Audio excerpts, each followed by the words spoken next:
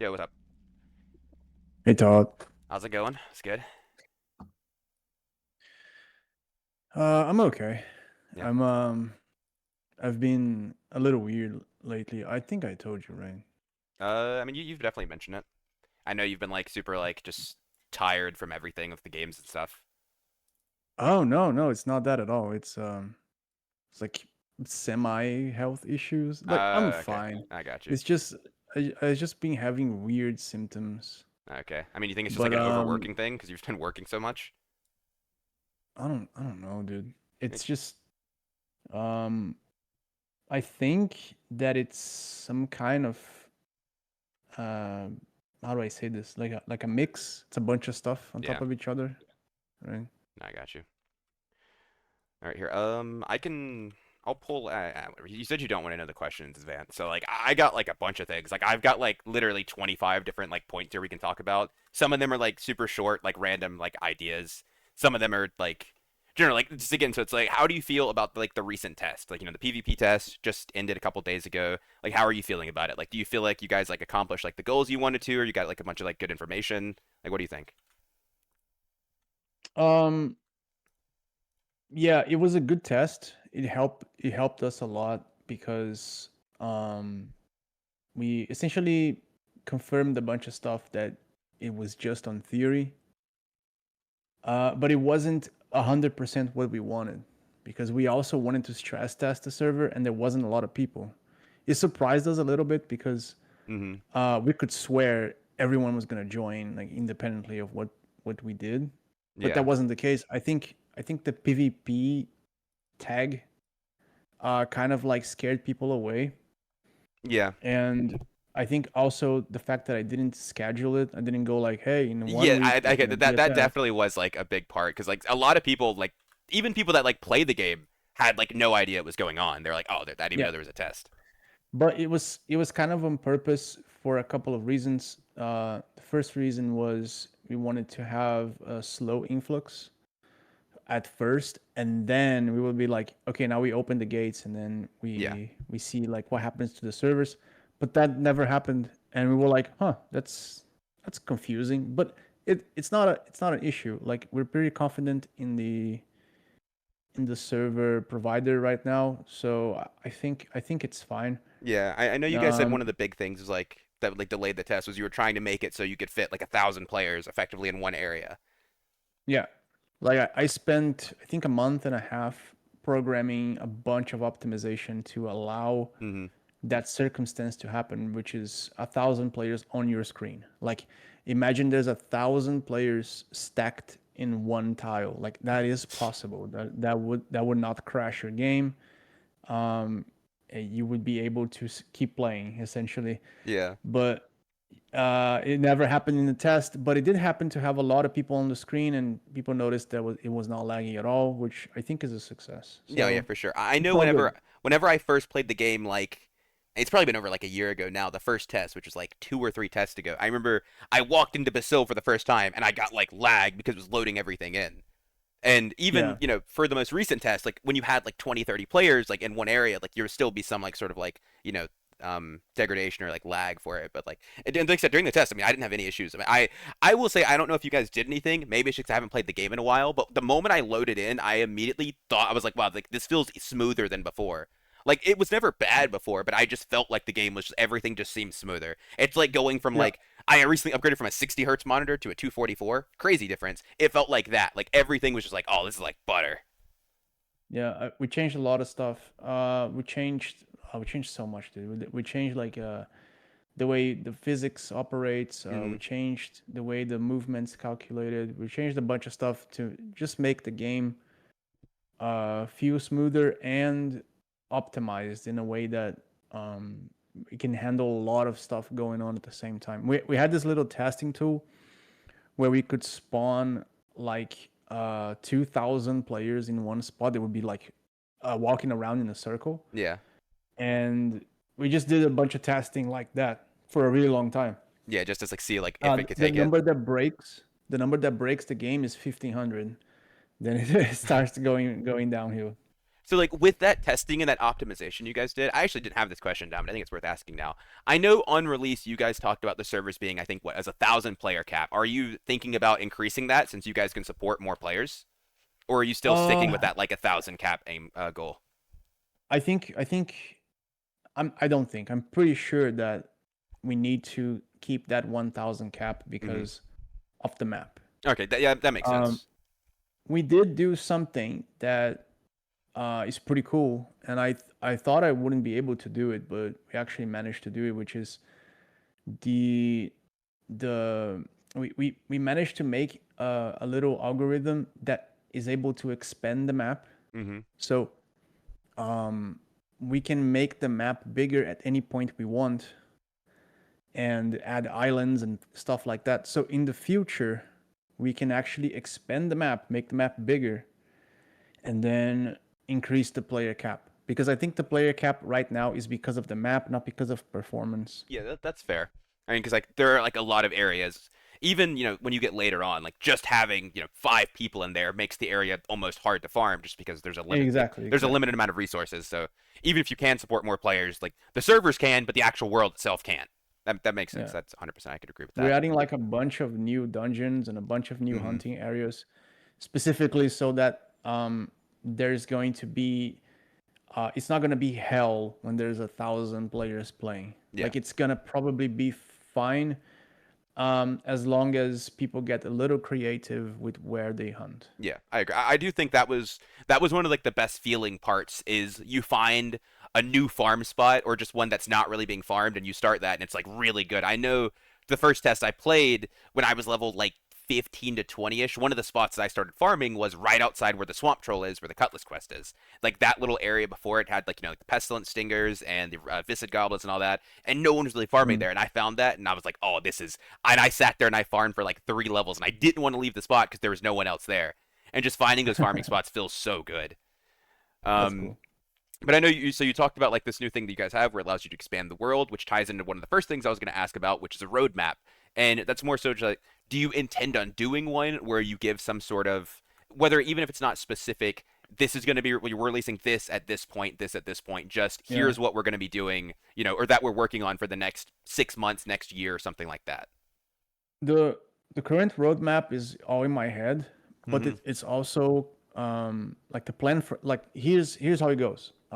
There's a plan for release. There's a plan for launch. Yeah. The plan for launch is very simple. It's very simple. It's we expand the four corners of the map. We finish opening up everything, Mm-hmm. and then we go uh, northwest, southeast, northeast, and southwest, which is like opening two more major dungeons, which is death and war, Yeah.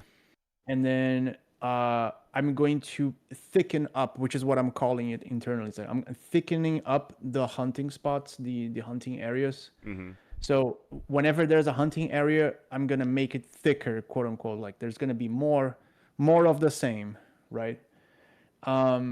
That's the plan for launch. Once that's done, we launch because it's not just adding the map and adding the monsters. I have to add like quests and NPCs and like the items that the monsters drop, the monsters themselves, Yeah. etc., etc., etc. And then this is like a whole plethora of things that will be able to allow us to launch. And then um, after launch, the plan is to essentially eat the borders. That's what I've been calling it. It's Mm-hmm. like we eat the borders. There's a few borders that we're gonna leave locked on purpose, and then those will become sort of key points towards the end game, which is a plan that I have. I talked about this before. Yeah. It's a sort of like underworld that I plan on making. Yeah. I'm not entirely sure how it's gonna go yet because now that I'm able to expand the map, I don't know if I'm gonna make a different island or if we just keep adding islands forever. But I don't didn't really want to make too much content that goes up to level 1,000 like Tibia did. Yeah. I kind of know that Apogea works in a way that the level scaling kind of flattens out Yeah. in some level. So I wanted to use that to create new content rather than just ramping up forever. Yeah, Right? because like you know, I hope this makes sense. no, no, no, it does. I mean, we talked about like last time we talked, it was like one of the things we mentioned is, most of your players aren't ever going to reach that level 80, 90, 100 range. Yeah. So building content for that range just doesn't really make sense because, you're making Yeah. content that less than 1% of your player base is ever going to experience. Which actually brings up like another question that I have on here. So whenever you're in, just like to start it off, so when you're talking about releasing content, are you going to be doing it as like a gradual thing, like like here's like a decent sized island, or like here's one new city, or do you think you're going to be doing it more so in like the expansion pack style, where here's a large amount of content all at once that was added to the game? And another follow up after this is, if you do this Yeah. sort of large content addition to the game, will you ever be doing like, okay, here's a big update, here's a new server along with this update? Or will you be trying to make the content something that everybody on the pre-existing servers will be able to experience? It's a it's such a simple answer because have you played how many tests did you play? I played I played this PvP test and I played the two normal tests before this one.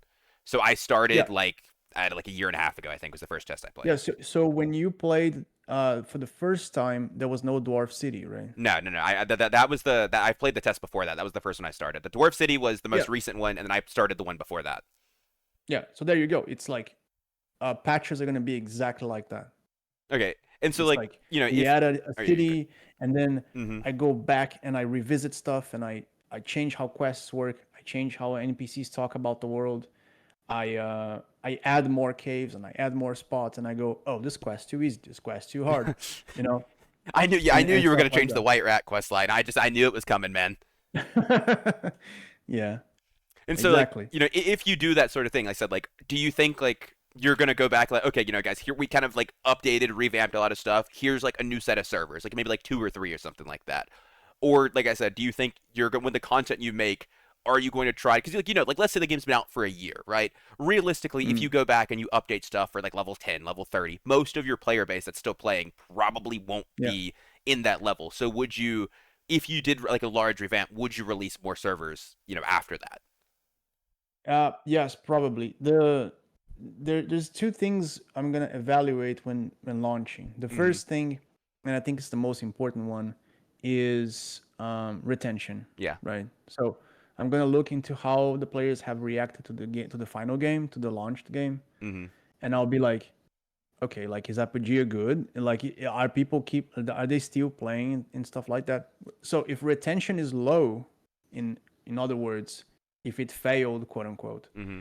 then I have to push things harder and faster, Yeah. right? I have to like turn on the panic mode, which is I have done before a million times with my other games. It's always a headache because we launch the game, we're pretty confident. We go like, Mm-hmm. oh yeah, this game is great. Like, let's just launch it. And then people play for a week and then they give up. And I go, oh shit. And then we have to like really grind to get exciting patch out so that Mm-hmm. people come back to the game and then we have more retention. So that's number one. That's the number one thing that we're gonna use to assess how fast and how hard the new content needs to be.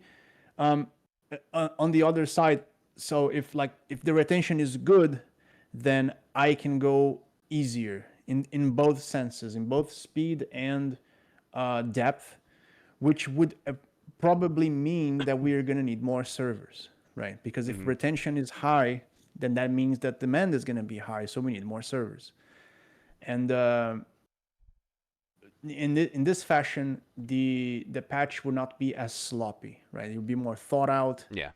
I will be more patient with what I'm implementing. I'm not gonna do things to like swings to try and fix whatever is going on. And the second thing that I need to evaluate is, well, money, right? Yeah. If Apogea launches and we flop in money wise, then I have to really dial back on everything, right? Everything will kind of depend on whether or not people like the game and whether or not they're gonna spend money with it. And that's it. Like that, those are the two parameters I'm gonna use. More money means more servers. Good retention means more servers. The opposite means less, and that's it. Yeah, I can definitely I can understand that. So I'm actually something I'm kind of curious about. Like, I know obviously you guys have like 100,000 plus wish list on Steam, and you're planning on releasing with Yeah. 20 servers. What sort of player retention are you like looking for, or like what sort of player retention are you expecting? Like, because obviously, I mean, we both know there are going to be a lot of like your casual players, I would call them to be nice. Yes. They're going to pick up the game, try it for an hour or two, and probably quit just because it's not for them. I mean, it's going to be expected. It's how the launch is going to be. It's how a lot of games go. But what percentage of players are you really looking to retain? Like maybe after like your first week or first like month or so. Like how many players are you looking the game to have concurrent to consider it successful? What I'm thinking that's gonna happen is all the servers will be full. That's what I'm envisioning, Yeah, right? Like absolutely. all the servers will be full. There's gonna be a queue for most of them. Um, Maybe even for like the premium only. And then after that, roughly 30% of the people who are like, you know, like online plus trying to log in plus etc. are gonna stay there after a week. Hmm. That's what I'm thinking of, because it's exactly the same numbers that we get on tests. Tests is the same thing. It's like we get like the servers get full, but almost 1,000 people trying to log in. I think last test, not the PvP one, but the Yeah, yeah, the the actual regular test. Yeah, one. yeah. Yeah, there was I think 700 online and then 1,000 trying to log in. Yeah, no, absolutely. I And then remember that. by the end, there were like active 500, 600. And I was like, okay, Yeah. that's good. Especially for a That's what I test was because, thinking. like by the last like couple of days, there's most people are like, well, I mean, even myself included, I'm like, well, I'm pretty much, I had my fun, I did what I want to. I don't have a reason to keep playing because I'm not going to be grinding XP when it's going to end in like 2 or 3 days, right? So Yeah. it's expected that most people would get off by then. But that's what I'm expecting. I expect the tourists to be out by like a week, Yeah, I could see and that. then we'll shrink down. We'll shrug up, right? We'll be like, okay, like what do we need to do now? What do we need to address? And we use the staying community to take decisions rather than Hmm. whoever got dissatisfied. Because I've said this before, Apogea is gonna be a disaster on Steam. Whether I Oh, yeah, you mean like the reviews? Yeah, Yeah, yeah, it's gonna be a disaster, absolutely. bro. Like I mean, it's Steam reviews for. I mean, there's just nothing you can do about it. Every game that comes out, like that, people have any sort of issue with, they just immediately go and throw a negative Steam review.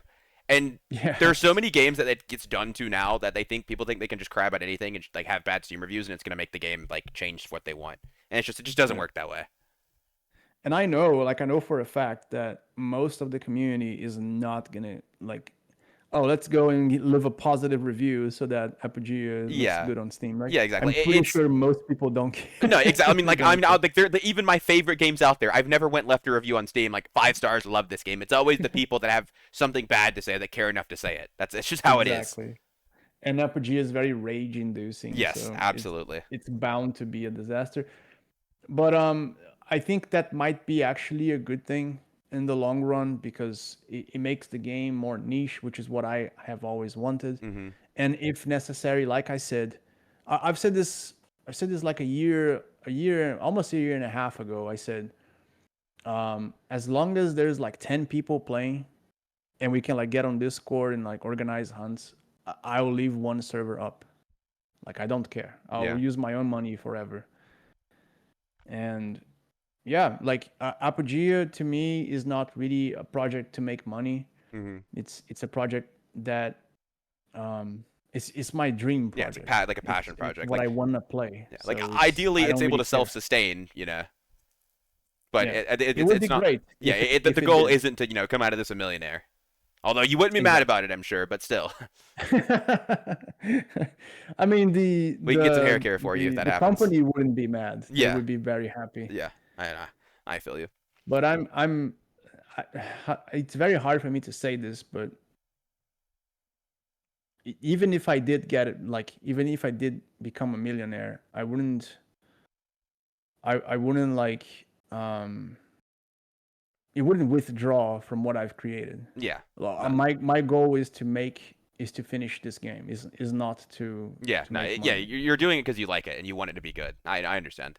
Which I think Yeah. you can tell that like a lot in the game. Like a lot of the game comes across as very much like passionate, and you're designing it the way like you're designing a game you would want to play.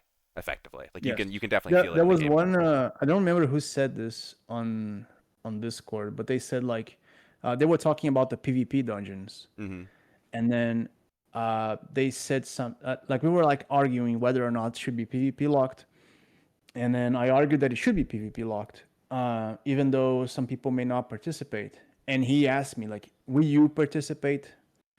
And I was like, "Well, probably not because I don't have a guild and I don't have a lot of friends." And he was like, "Well, aren't you making a game that like you want to play?" And I was like, "Yeah, I am, but I'm making a game that I want to play, not a game where I'm the fucking main character, Yeah. right?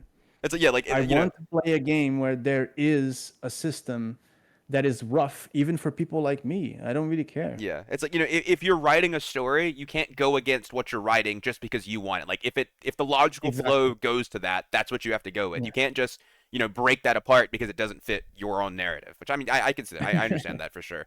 And honestly, so I actually something about that which I didn't have this on here, but we can bring it up now because I do have a couple questions about PvP. Something about the Hmm. PvP dungeons that I'd say I feel one of the things I would like, and I think it's worth discussing, is I think the actual dungeon itself being PvP locked is perfectly fine. The only thing I really didn't necessarily like is I didn't like it being like okay, I would prefer like when you enter the dungeon, I would like that to be like a PvP area and it automatically flags you going in, and the same way it automatically flags you coming, like unflags you coming out. But for example, like oh, if I want to go farm this area, I had to flag up and then go in there, and then and then I leave out, and if I want to flag, if I want to stay flagged or whatever, I can. But obviously, if I didn't, I'd swap off. Which now we have the 7 day flag system, but I do think that is like a big problem for a lot of people is going into the dungeons, and this is like the same thing. You have a PvP build and you have a PvE build. For a lot of people, it's very different. But I have to Yeah. go into a PvP area with my PvE build on, and even after I leave that, because let's say somebody's camping the exit, to like kill you. Coming out, I'm at a Mm. huge disadvantage. I have all my loot, I've used all my potions and everything, and they're able to sit there, fully PvP built, everything ready, all their resources to kill us, just because they know when we come out we're gonna be Mm. weakened due to like lack of resources, and we're gonna be forced to still be on that PvP flag. So like, I have you? think. Yeah, go ahead. Yeah. Go ahead. No, No, you I can would. I finish. was just gonna say, like, have you considered like the dungeons being like that, where it's like when you go in, it Yeah. flags you, and when you leave, it unflags you. Obviously, Yeah. if you're in PvP and you leave, or actually, I don't think you can leave when you're actually actively in PvP, but Yeah. something like that. I considered it. Because look, the the PvP aspect of dungeons it's multifaceted. It's not because it's very hard to assess what's actually going to happen Mm-hmm. in those short periods of tests. The way I designed the game is there is a cycle of death, right?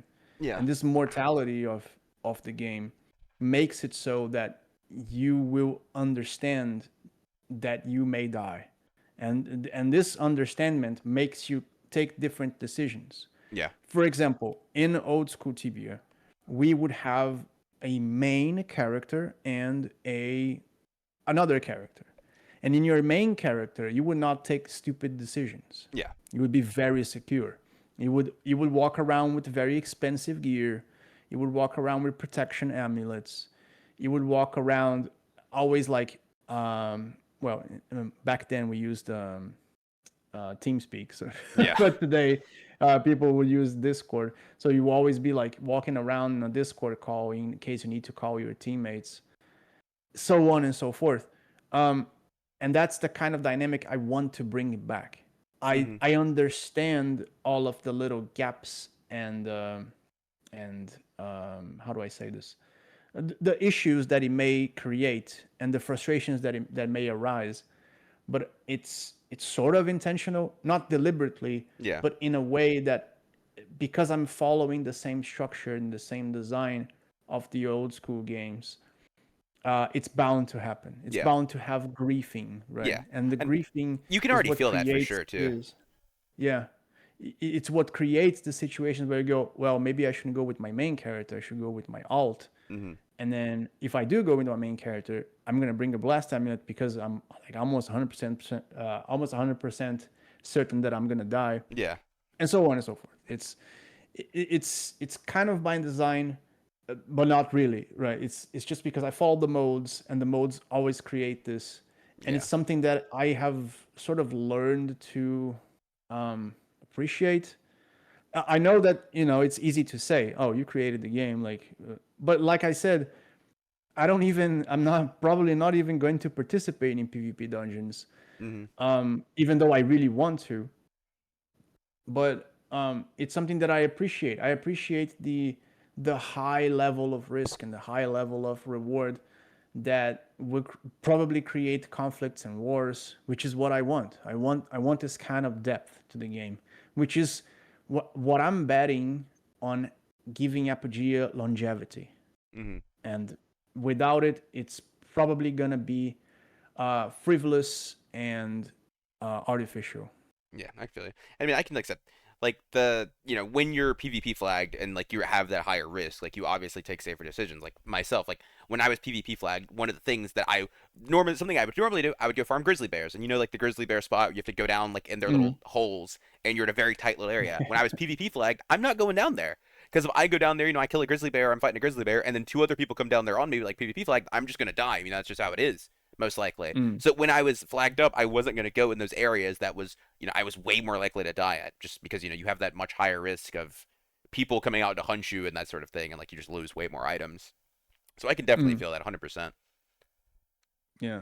So it's like it's just in some summarizing, it's like it's just the way the design of the game goes. I could create a lot of cushioning for that. Like for example, PZ protection zones, right? I Hmm. could put protection zones everywhere, so you can like hide in the little corners. Or I could, like you said, I flag and I unflag, and I make like a dynamic system. Like that's very possible. It's viable. But I feel like that sort of scenario is what instigates conflict, Yeah. and without it, the game will be less Yeah. in general. And I do think that with the longer flag system, because I mean I definitely have mixed feelings on that. The 7 day PvP flag. That if you were to do something like that, where like I'm camping the dungeon exit and we kill you guys, right? Like because you are on a 7 day flag, if you do that, that's another week we have to retaliate against you guys and go hunt you down wherever you are, unless you're just not going to play the game for a week, right? Which obviously most people aren't Mm, going to make that decision. exactly. So Which is why I talked about the alternative characters, right? yeah, and which Alternative characters are supposed to be like my, I don't care character. yeah. So you take harder decisions there, and then you don't regret it as much. Mm-hmm. So this is also a tool for replayability and longevity, which may come as a double-edged sword of having people quit the game and like get too frustrated. But that's just Yeah. how I prefer to do things. Hmm. And so when it comes down to alts, like making like a secondary, tertiary character, whatever, like do you have any sort of like systems like, I have my main character high level and now I'm gonna level my second one. Are there any sort of like I would say like catch up mechanics that you're planning for anything like that? Or do you more so just expect people to kind of like, like boost characters? Like I have my group of level 60 friends and we take turns boosting the other person's character to 40 or 50 or whatever with higher level mobs. Yeah, I think there are a couple of systems in place that helps that, but it's kind of like what you said. When you have a lot of experience, things get a lot easier. Yeah. You can probably attest to that. Your first time playing the game, you Oh, probably absolutely. had a rough time Yeah, figuring out absolutely. where to level and whatnot. Yeah. So having friends and knowing where to go, and knowing which quests to do and which quests to avoid makes a lot of difference. Yeah, for sure. So yeah, Some other because I'm trying to like get stuff like I don't want to like really want to jump around too much. I understand this stuff, it's like topic sure, stuff we've talked about. So you mentioned you can blessed take your amulets, and time. I know blessed amulets have been something that have been highly debated and talked about. And have Mm. you come up with any sort of like specific method that you plan on going about them? How like making them obtainable through certain ways, or are you still kind of debating that? No, I'm not debating. What I will do Mm-hmm. is blessed amulets will no longer be purchasable. Okay. So you have to figure out how to get them, Okay. and that's it. Okay. and they're probably going to be very rare. Okay, So I was a big defender of that. I mean, I will be honest. I'm not sure how you felt about it, but one of the things I really hated was I hated looking at somebody and seeing them running around with like three blessed amulets in their inventory at any given time. I just it made me so mad. I'm like, you literally just don't care. You can do whatever you want. And something else, I'm not sure if like you guys looked at it all, but like you know how people like had them like hotkeyed so they could just press like three and instantly equip their amulet right before they died. You know, yeah. there was no sort of like basically having they were walking around and all the risk that the game is about was completely irrelevant because they paid 7,500 gold for it. And I mean, I was a big one. I was saying like I was like I really want them to like not be buyable, make them like super rare drops or very limited, right? Because let's say you can only get five of them per character, for example, which is a random number out there. That Mm. every time you lose one, like that's very meaningful. It's very impactful. Like I only have four of these left now. Like I've got to be careful that sort of thing. But yeah, I definitely agree with that. I think it's a really good decision. Yeah. And then moving on to another PvP aspect, Blood Moons. So I know Blood Moons is I love the idea of them. I hunted people like crazy last test during Blood Moons. It was so fun. However, outside of just the PvP aspect, well, not necessarily the PvE aspect, I Mm. think you guys probably did as well because you changed a bit. I feel like the Blood Moons for PvE, it really buffs the mobs. Like, for example, I'm level 18, I'm farming the mobs that dig, and the Blood Moon comes on, and all of a sudden I can't even kill one because their damage and everything just got jumped up that high. But at the same time, Mm. I feel like the actual reward for going out there and killing them and taking that risk wasn't like necessarily increasing. Like, are you guys looking at like increase like making Blood Moon more like valuable for PvE, or do you really want it to just be more of like a PvP aspect? Because I feel like, Um. so sorry not to interrupt you, Yeah. just to finish the thought. Because I feel like one of the big things about it is like Blood Moon should be forcing people to go out. Like if you're not going out during the Blood Moon, it should be like you should feel it. It's like, oh man, I really want to be out there farming. Like, am I willing to take the risk for PvP? Because most people aren't. Most people are just sitting in the depot during the Blood Moon because they don't feel like it's worth it to go out to PvE just because the risk they might die. Yeah. Uh. Blood Moon is very gimmicky, Mm-hmm. right? It's very gimmicky. It's an attempt to bridge PvE and PvP. Mm-hmm. And to be very honest with you, my solution for Blood Moon uh, is to just leave it alone for now. Mm-hmm. I I know that the system isn't great, and I know that it might be even not good, but I have a very strong hunch that with time things will get different, and I'm betting on a couple of things. Mm-hmm. The first thing is that people will eventually figure out what actually happens to monsters on Blood Moon. They change, they become different, they get different drops, they get different strengths Oh, and they actually have. defenses. I actually didn't know they had different drops. That's They something. do. That's something I actually didn't know. I'll be honest with you. And also they will figure out that there are secrets during Blood Moon. Eventually people will figure this out, so I'm not I touching it. didn't I know that think either. There's all kinds of stuff I had no idea of. I'm not touching it. I'm leaving it Okay. the way it is because I think I'm like fairly sure that it's a feature that requires time. It requires time. It's very hard to test on a vacuum. Very hard to like be like, well, I don't want to get out of depot and this Blood Moon equals this system sucks. No, I think maybe after 6 months when the servers are going on, Blood Moon will feel different. It will Mm, taste different. It's a time. It's gonna be a time of chaos everywhere, and people will probably have different characters to interact with the Blood Moon, yeah. or like have plans or like organize. Like, oh, Blood Moon's coming, and everyone organizes and things like that. I don't know. Hmm.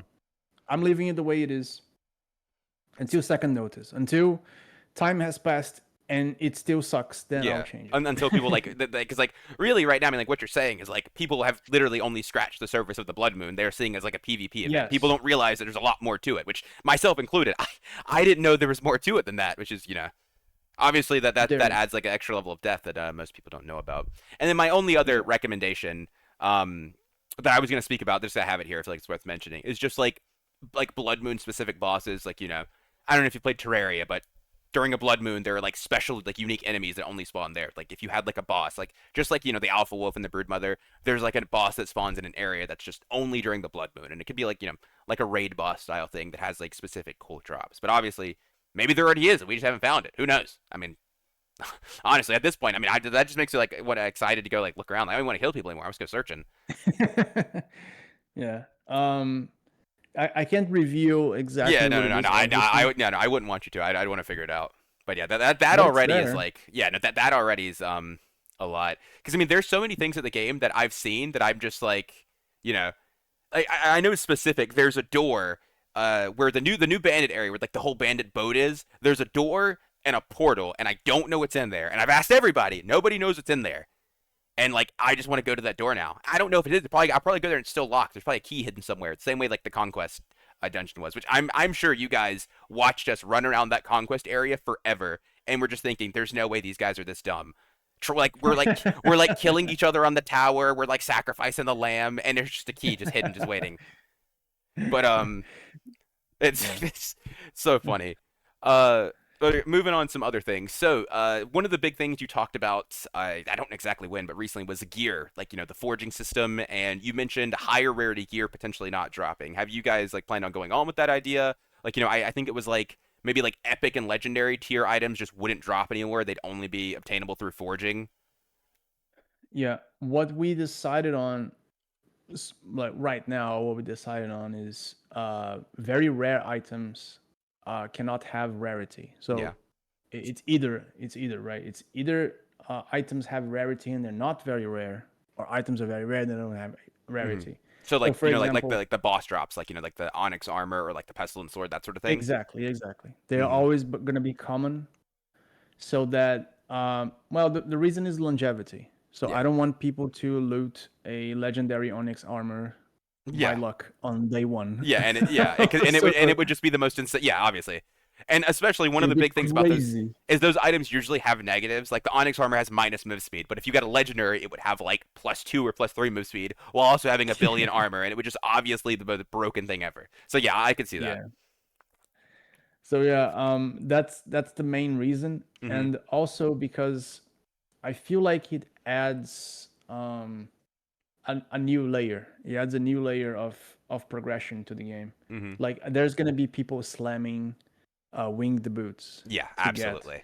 the higher tiers, and Yeah. I want to see that. Yeah, Like, you want to see them fail and be sad. That's what you want to see. yes, You do not want to see them succeed. I'm sure. exactly. Oh, trust me, I like. And there's actually another question about this. So the forging, I don't. Okay, I don't know if you can. Can you confirm how the forging works in terms of success odds if you know off the top of your head? Because I've heard like it's like the first, it's like 25% at uncommon, like 15% at rare, and then goes on. I've heard it's always 25% to succeed. There's a book in the game that I read that says legendary forging always succeeds. Can you confirm this, or is this something you're gonna keep a secret? If you are, I respect it. I'm just curious. No, I'll confirm it. It's Okay. no big deal. Oh my god. Uh, Look, I'll read the code for you. Okay, that's awesome. Common forging. For Ghost is Uh, literally in chat saying, "Don't tell them that's my secret." No. so the chance randoms between 0 and 1, and then if the chance is less than 0.25, which is 25%, Hmm. it goes through. Okay, so it's a So 25% chance to succeed. common forage For is 25%. Yeah, so okay. 1 in 4. Uncommon is 15% Okay. to happen, but it has a 5% chance of both the items breaking. Hmm. Um, Rare. Wait, let me see what the broken item. Yeah, the broken item in common is 25, so it's 25, 25. Okay. Rare is 5% chance of going through, 0% chance of both breaking. So you Hmm. cannot break an item on Epic. Yeah, I did like there was another book in game that said the higher the rarity you went, the chances like the lower the chance of it broken. So I did hear about that, and I Yeah. assumed I didn't know, but I assumed. Yeah. So when you're forging Epic, so no, forging rare. So you have two rares Hmm. and you slam them. Hmm. It's a 5% chance of going Epic, and it's a 0% chance of both breaking, which means One Yeah, one will will always break come when out. failing. So it's 95% chance of one item breaking. Yeah. And then for legendary, it's 1%. Okay. So, and then And another that's it. question, which I'm pretty sure. So the forging, it adds a flat percent to that, right? Not an actual percent, or is it an actual Yeah, let percentage? me let me I'll check the code again. Let's Okay. go there. Okay. Um Let me see here. I need to find where I calculate this. Mm-hmm. Okay. So that means you got So to change your book in game. Your book in game's lying to people. It says legendaries are 100%. it does. There's a book somewhere that says legendary forging will always succeed with like his years in that moon ingots or whatever. I remember reading it. It was one of the Viken books. I don't know which one, but I trust me. Yes. I read those books, man. That is so funny, Yeah. dude. And I wanted to test it, but I never got around to it. I can't find it. Where is it? Uh, Wait, I think I found it. Nope. That's really annoying.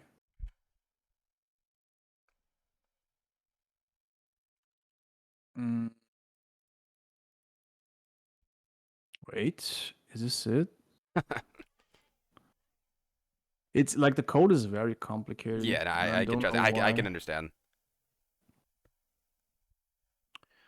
Mm-hmm.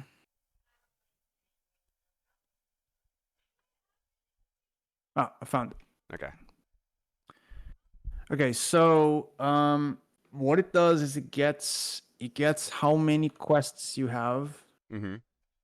uh, and then it searches for quests that you did that are related to forging, and then if you have it does a random between 0 and 100, and then the percentage of it being successful is the number of quests. So for example, if you have four forging quests, Mm-hmm.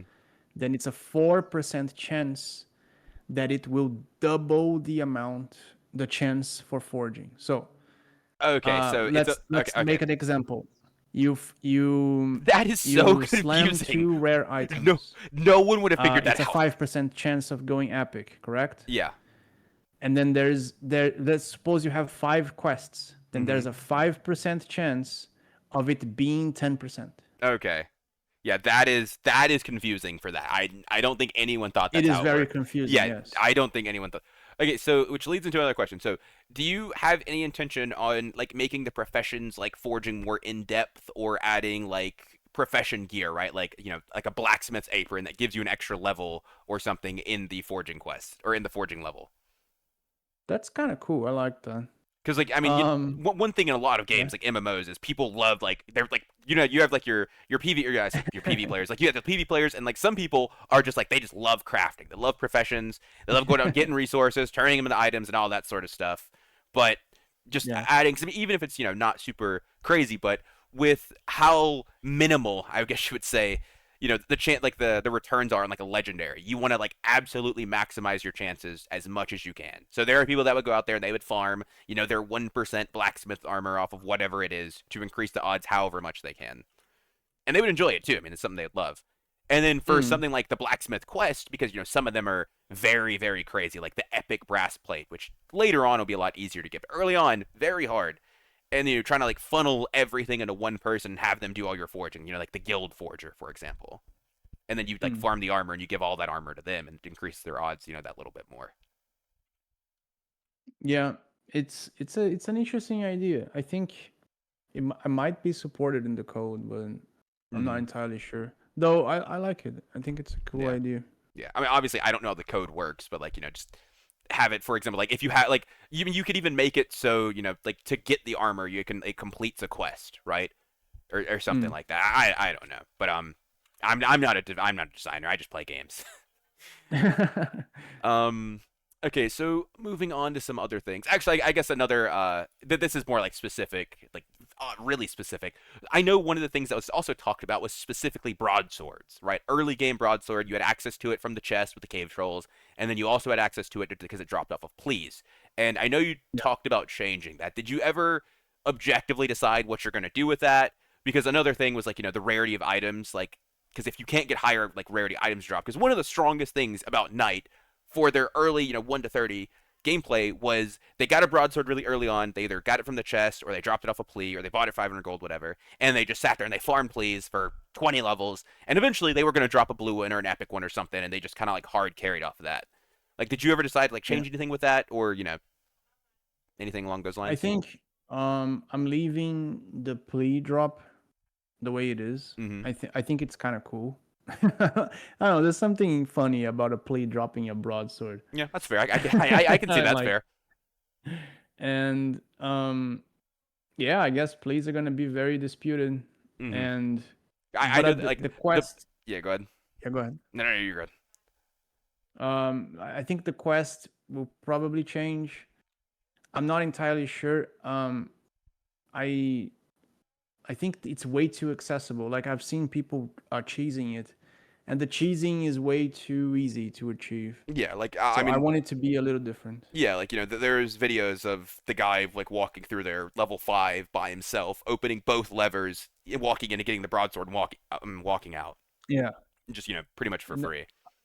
Yeah, I'm gonna change that. So I need to make it more challenging. Mm-hmm. That's what I'm gonna say. Yeah. So the next time somebody goes down there, they're gonna die, expecting it to be the same thing, huh? No, absolutely. I would never do Yeah. that. Yeah, no, I've definitely died because of that a few times, expecting a quest to be the same. Like you made talk so much harder out in this most recent test, and I went to try to get the Vanguard shield at like level 4. I was like, I've killed him plenty of times. I can go and do this. And I go in there and talk just beats me down. And I'm like, he is a lot harder than he was last time. You were a pushover last time I fought you. It's not the same this time. I died. uh, My death log was I had like 4 deaths at level like 3 to 5 from dying to cave spiders, please, and talk in that house trying to get the Vanguard shield. And then I get it, and it was changed from damage ability to health regen, mana regen. And I was just like, I was like, all right, whatever, man. And then like, cause hey, it's a cool shield. yeah, It's no, I mean, light. it's a cool shield, and like my friends are kind of like depending on me to like tell them like what quest to go, and I'm like, don't do it, just don't even like, do not do it this early. Get some levels before you go back to talk. Uh, But yeah, no, I it's I good to know. faced him at like level 6, I think, Yeah, no, and I almost got my ass handed to me, bro. yeah, because I would normally go. I would go in there. I'd have like the old axe, or I'd have like the rusty sword, and I'd kill him, and it would be fine. And then I went in there this most recent test, and he killed me, and I was like, hold on, talk, you weren't moving like this last test, man. What happened? He's been like hitting the gym or something. Yeah. All right. Okay. So some other. Cause I have like literally 25 things pulled up down here. Just some of them are like really random. Some of them are a bit more. Okay. So another thing. And kind of like that's similar because I'm trying to stay on the same path. So when it comes to event, I say like event quest, right? Or like big quest lines, like the Royal Helmet, the Royal Dagger, the Cutlass. How do you feel Mhm. about people like zerging them effectively? Because I mean, I'm sure you've seen it on a lot of servers. You Yeah. get like a decent amount of people level 16, 17, and they take like 40 people and they just go swamp, like, or just go mob this cave, the swamp troll to kill him and get the Cutlass. Like, do you like Uh, that, or like would you prefer like people to not be doing that and actually like, try to like do it kind of like how you intend, or how it's intended with like a smaller but like more elite group? I love it, man. Yeah, I love it. I I think it's like pretty cool whenever too. it I like it. happens. Whenever it happens, I just stay there invisible with my GM watching because Yeah. it's so much fun. Like the my favorite Zerg is armor. The It's which so one? much fun seeing brass armor. Oh my god. Brass, it's always I know because I'm usually going in. I'm like not one of the first people, but I'm a tank, so my job is to make sure we don't all die, right? And I remember, I don't know if I think it was the brass armor. I went in, and you're like, okay, guys, we're gonna go in. Everybody kill the troll. We can all get the armor with no problem. And then you go in and you taunt the troll, and everybody starts going straight to the rope. And it's like, whoa, guys, hold on, we gotta kill this. I'm gonna die. I need my armor, guys. Come on. And it's just like there's always the panic between the people that are just trying to get the item and the people that are trying to kill it to make sure everybody gets it. Yeah. And It's so much fun. I love it. I love watching it. I don't think I'm changing it. I might give the brass armor the cutlass treatment where the I'm gonna higher make level. the no, I'll make the how do you call it? Like the lever a little more protected. Oh, okay, I'm so I'm yeah, so putting you like can't like super easily get it. Yeah, like you can still Mhm. cheese it, but it's gonna be Yeah. harder, I right? mean, I know you did like the swamp troll because I'm sure you saw the people that were running the swamp troll around by themselves and hitting the lever when they got into combat, and then you Yeah, put the swamp tentacles there that like respawn super fast, stop people from doing that. exactly, Yeah, exactly. nah, that was pretty funny. And I don't know if you saw it. I mean, kind of getting out like not like in a point, but we did the terror spider for the zircon ring and the sailor boots like 2 tests ago, and we had a big zerg go in through there, and we all ran through. We killed the spider, we got the item, and then when you're trying to leave the cave, there's like 2 doors. One of them takes you back to the spider. The other one takes you out. And everybody was running out, and one guy hit the wrong door because he was trying to follow the No. stream.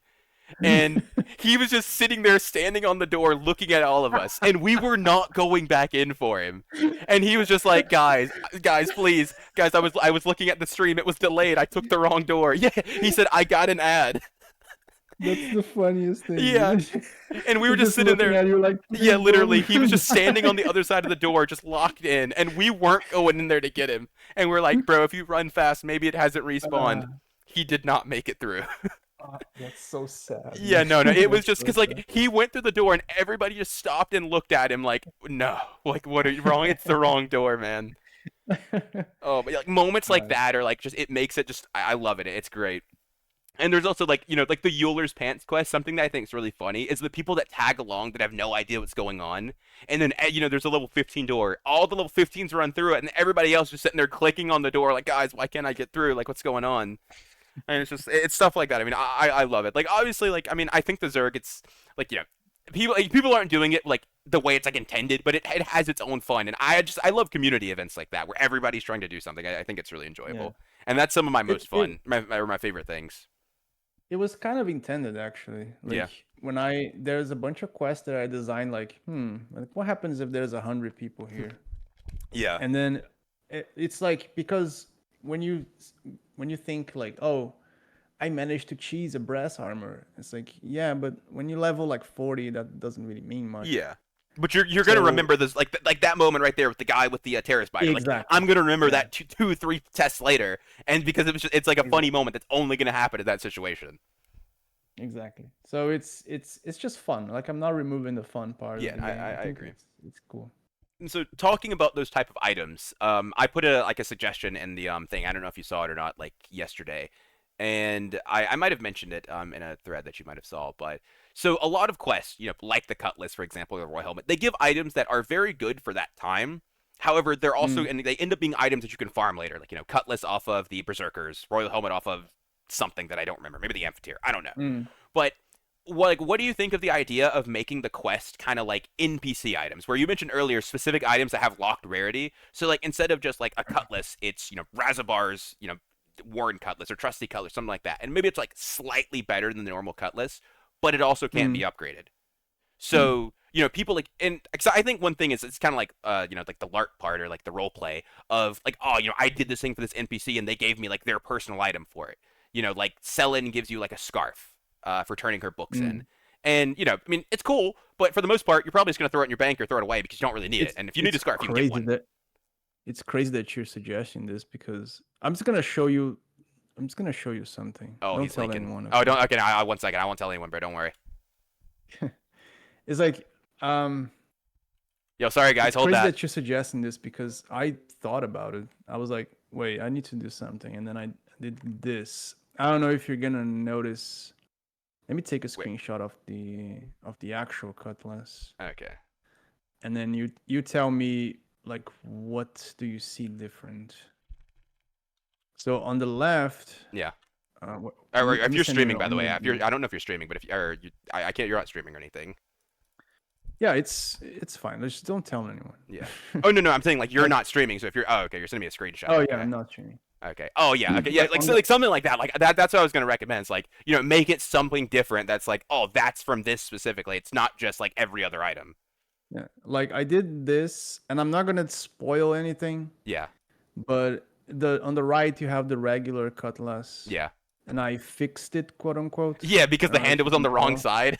Yeah, and then I made that other one, and I'm gonna make something about it, and I can't spoil. So Yeah. Okay. I got you. Yeah. Because like that was one of the things like that I always like mentioned was, it's like I get the item and it's cool, but at the same time, something I don't know if I liked it or disliked it, but you would see 40 people run the Cutlass quest, and then everybody's trying to buy a Cutlass because they want to forge it, and then you get an item that, you can.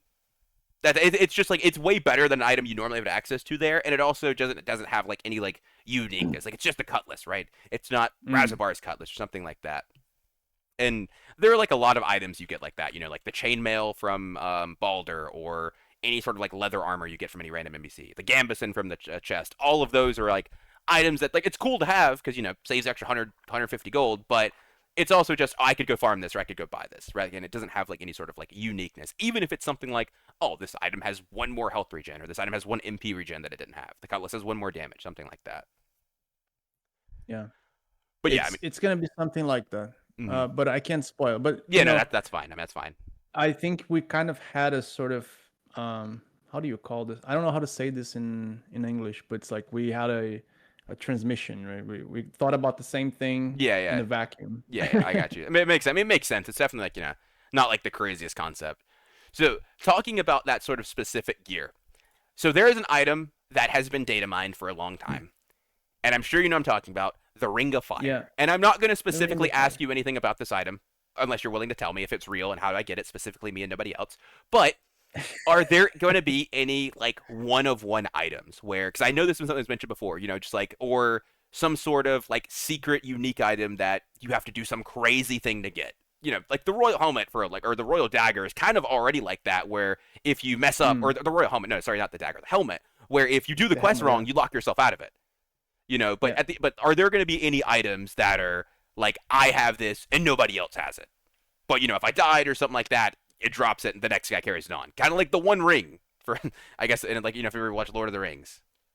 yeah. The ring of fire and the I forgot the name of the flower, but it's the golden flower, But the I don't know. golden button. I don't know anything about a golden flower. The golden button and the ring of fire are items that are unique in the sense that if you get it, you are the person who got it. So There's no one no else can get it. duplicate. Oh my god. Yeah. Okay. So the Ring of Fire does So exist. That is confirmation. It does exist. it exists, yes. Okay. It's obtainable in the game. Even though people data mined and actually figured out a lot of stuff, Yeah, they it's still couldn't hidden. reach it Mm-hmm. because a lot of what makes the secret unveil, and one guy triggered the secret once, but he Yeah. didn't know what to do with it. What makes the secret unveils is backend coded, so you can never see it. It's Yeah. not possible. Okay. And there's like two more secrets. The golden button, which someone found out, they took a screenshot and showed me, and I was like, okay, they I don't figured even out. know what that is. I've never even heard of that. And there's another secret which I'm not gonna talk about Yeah. that also gives you a really strong item that no one figured out, not even close. I'm pretty happy about that one. Mm-hmm. I was so incredibly sad when I saw you guys speedrunning Conquest. I was like, there's no way, that was so easy. I'm changing that. I'm making it much, much harder now What, like the dungeon or the boss because specifically, or um both? I don't know, man. Yeah, I'm just making it harder. Like That's I don't fair. want it I mean, to be so I know that's easy. what you did with Pestilence Night. Like people killed it, the like that one test, and then no one's killed it since then at any normal Yeah, means. yeah. Yeah. It's I guess. So there's a I lot to have look to forward to make with the you boss. yeah. I have to make you struggle a little bit. Not too much, just a little bit. Because the conquest dungeon was way too fast. People Yeah. solved it way too fast. Yeah. I hated that. Yeah. I hated watching it. Yeah, I will say, okay. I did sit there like an idiot for 2 days trying to figure out how to get in there, but I will say the actual dungeon part compared to like the pestilence, obviously it's like like nights apart. It's kind of like pretty linear, and go through here, kill some mobs, go through here, boom, you're at conquest. Well, with the Yeah. pestilence, there's obviously like a lot more like in depth to it, and like tricks and mazes and that sort of stuff. Yeah, even unlocking the dungeon for pestilence is like much much harder. Yes, You have to yes, essentially solve a secret, yes, and then yes. Did and then okay? you're getting access to it. Yeah, Yeah. I know because I know how to, I mean I know how you got into it previously, because I mean I did everything, and then you had to get like the skull ring to get in there and that sort of thing. I don't know if you could get into it last test the same way. I didn't actually test it because I never got a ring because I didn't farm the necromancers. But I know the NPC was still there. Um, but yeah, like conquest was very like straightforward, which I mean isn't like the worst thing because it is like the first boss, so Yeah, it is the first one. you don't expect it to be like the same complexity as like the ending boss or something like that. But yeah, I could definitely say that it is pretty straightforward. And I will say I definitely like when it came to the boss, I definitely wasn't like the biggest fan. 'Cause, it has like the super OP like laser beam attack, but what people figured out to do was stand it still, never move, and it's never gonna hit you because it's in the same spot every time. You know. Mm, Because that's what people were yeah. doing, how they ended up killing it. They just had the tank literally just sit there, stand still, get infinitely healed by the healers, and then people just stood still and DPS'd it. There was no like dodging or anything like that. Yeah. But But yeah, it's no, but I have to like revise some of that stuff yeah, for sure. yeah, but yeah, like the one of one items are like that's like the ultimate chase. Because I saw the Ring of Fire and I was like, I on my honest opinion about it was like a troll item that you guys put in the code just for the data miners to like look No, it's for. not. It's Yeah, not. that's crazy. And you That know is what? You know what what's cool about it? It was the first secret I implemented, and you can actually get it without killing a single monster. that is. Like I made sure that it's possible So you could to so you could wiggle in your theory way get it at around. level 1. Yes. That is crazy. Oh, okay. Yeah, Yeah. that is awesome. I won't even lie. And the thing is, like, they're like, I mean, I'm like not the biggest explorer, but I do like finding out stuff like that. And there's a lot of things that I've like tried to figure out like secrets to that I'm just like so stumped on it. And it's like because you can very clearly tell there's something there. Like a great example is the Queen of Basil. Like there's something there. It's just trying to get it, trying to activate it. The mysterious monk. There's something there. That like the elves as a whole. There's something there, but you got to figure out that first piece. You just yeah, it's and I mean that's one of like the most fun parts about it. It's like the fact that after 2 tests, even if they weren't the longest tests, like that's still like a month of gameplay of 1,000 people trying to like look for stuff and data mining and all that. There's still that level of like stuff to the game. It's just I mean I think it's awesome. Yeah.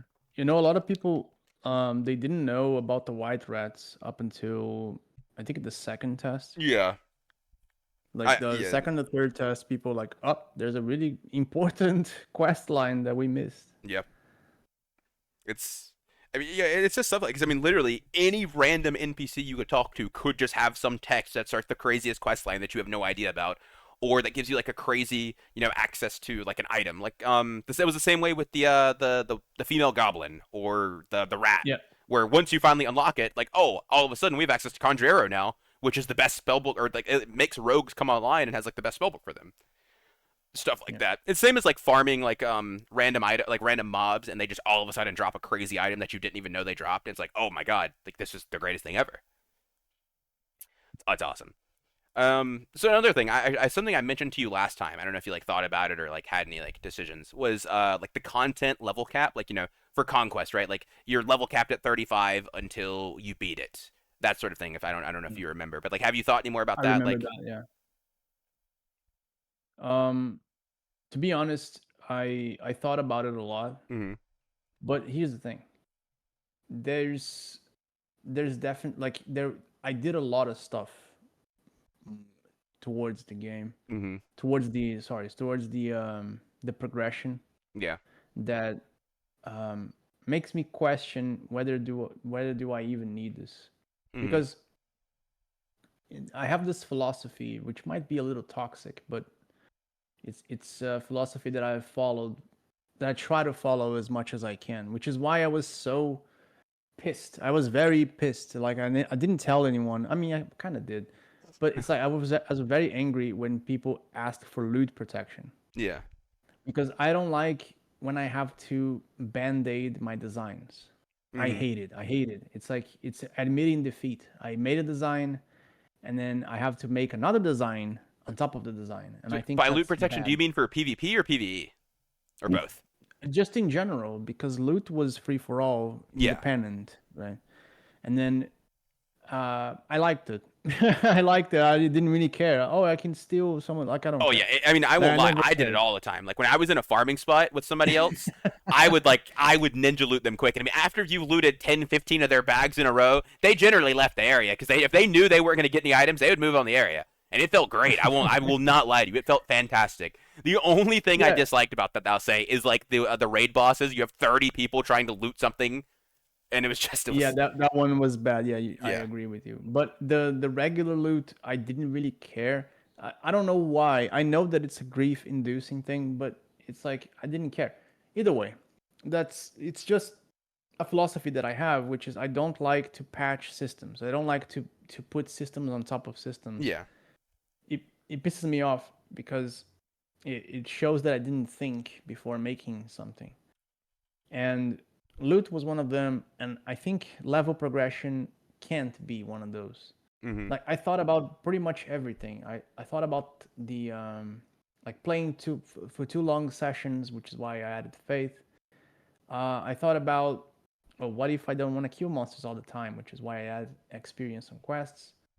I thought about everything, and then I also have to think about level cap, and it's like I don't know. I have to ponder it because um, I don't want to add more systems on top of the other systems. I have to like keep it as clean as I possibly can. Yeah. And with new changes that I did for experience and monster experiences, I don't think it's going to be necessary. The tests are going to show me that the internal test that is. But yeah, in all, I'm gonna think about it. I like the idea. I really do. I really like the idea, but I didn't want to pollute the systems more. Yeah, I feel you. If that makes any sense. Nah, I feel you for sure. So another thing, like kind of talking about the like the boss loot and everything, and like the unique items. Like, have you considered any sort of like first kill rewards for bosses, right? Or like major enemies? Think like the first like the night bosses. Like Alpha Wolf, the Mm. bandits, Broodmother, or the big bosses like Pestilence Knight, War Conquest, or the other like large bosses, Minerva, the monk, the brother, whatever his name is, I don't even remember. But like basically, the first kill of it maybe guarantee drops like one of their rare items, or it just has like a specific item that drops, or there's just maybe an XP boost or something like that. There is a current system right now on all of the major bosses, so Conquest, War, Hmm. Pestilence, and Death, Hmm. which guarantees one of their rare drops, Is that just on every independent of kill or just their first kill? on every kill. Okay. Yes, but um, here's the thing. uh the the way I'm gonna control bosses is by uh, essentially, I don't know if I should spoil this. Let me think. Okay. Well, I mean, hey, you No, can I tell it can't just me spoil if you need to, and I'll keep it just between us. it. I can't spoil it. The way I'm gonna control how often you can kill those bosses Yeah. um is through other systems. So you're probably not gonna be able to be like, oh, we just killed pestilence, let's do it again. Like, you can't. It's Yeah. not going to be able, it's not And going to be are you saying like? Because I mean, I know like they had like a 1 day respawn. Are you saying like they wouldn't be able to do it like every single day, or? yes, they wouldn't. Okay. There would be a certain process you would have to go through in Yeah. order to redo it. So when you when you um successfully do it, you have, wait, let me think. No, it's like Yeah. when My you my VODs are attempt, always when you saved, do an Carney. attempt and you either fail or succeed, you have to wait. You have to not wait, but you have to like reorganize Yeah. and then go through a very specific process to unlock the attempt again. Yeah. Like the same process that you had to go to get in it, but maybe like harder. Yeah, it's not harder, it's just dependent on other systems. I Hmm. can't really spoil because then Yeah. you're Yeah. just gonna figure Yeah. out what Yeah. to I know. do. But I it's got you. I got dependent you. on this. You're gonna get there and you'll be like, well, I can't get in. I don't know why, and Hmm. you have to like figure out, and that's it. Okay. I got you. But the first time, like the first time you get there, you will have like a free attempt, quote unquote. But Yeah. then after that, it's like you have to redo it, and then it takes a while. It takes organizing, takes a team, and Hmm. so on. So have you thought about like any like said like certain like rewards or like some sort of special for killing, like being the first kill of maybe not just those bosses, but any like large boss that has like the boss health bar and everything. Like I said, like maybe the same thing as they just like they drop their rare item, or more XP, anything like that. Hmm. Eh, No, but we did add something like um on like regular bosses, Yeah. there's now a second, we call it a second MVP, because Yeah. on the game you have the MVP, Yeah, and they get which is like the they person get who the big loot, like not just the common loot. yeah, they deal the most damage. That's what the MVP is. They dealt the most damage, they will get the top loot. And then what we did is we added what we call a second MVP, Mm-hmm. which is random between everyone that attacked the Okay. boss. So it's like a So it participation essentially reward, effectively. duplicates. Sorry, what? It's kind of like a participation. Like everybody that hit the boss has a chance at getting something. Exactly. So it duplicates the MVP loot, and then Mm-hmm. it gives to someone random, independent of how much damage they've done, which is an attempt to like just like randomize the drops, so that um even if you're like a noob, Yeah, just like like auto attacking the boss, you may get yeah, something. like you hit the Alpha Wolf once and he drops a rare Leaf Blade, and you're level three. You're level Exactly. 3, and you're just like, oh my god, this is the greatest thing ever. Exactly. Actually, I guess that's something worth mentioning. So like the item, or I mean, I guess the unique items are probably only like the actual like boss items, right?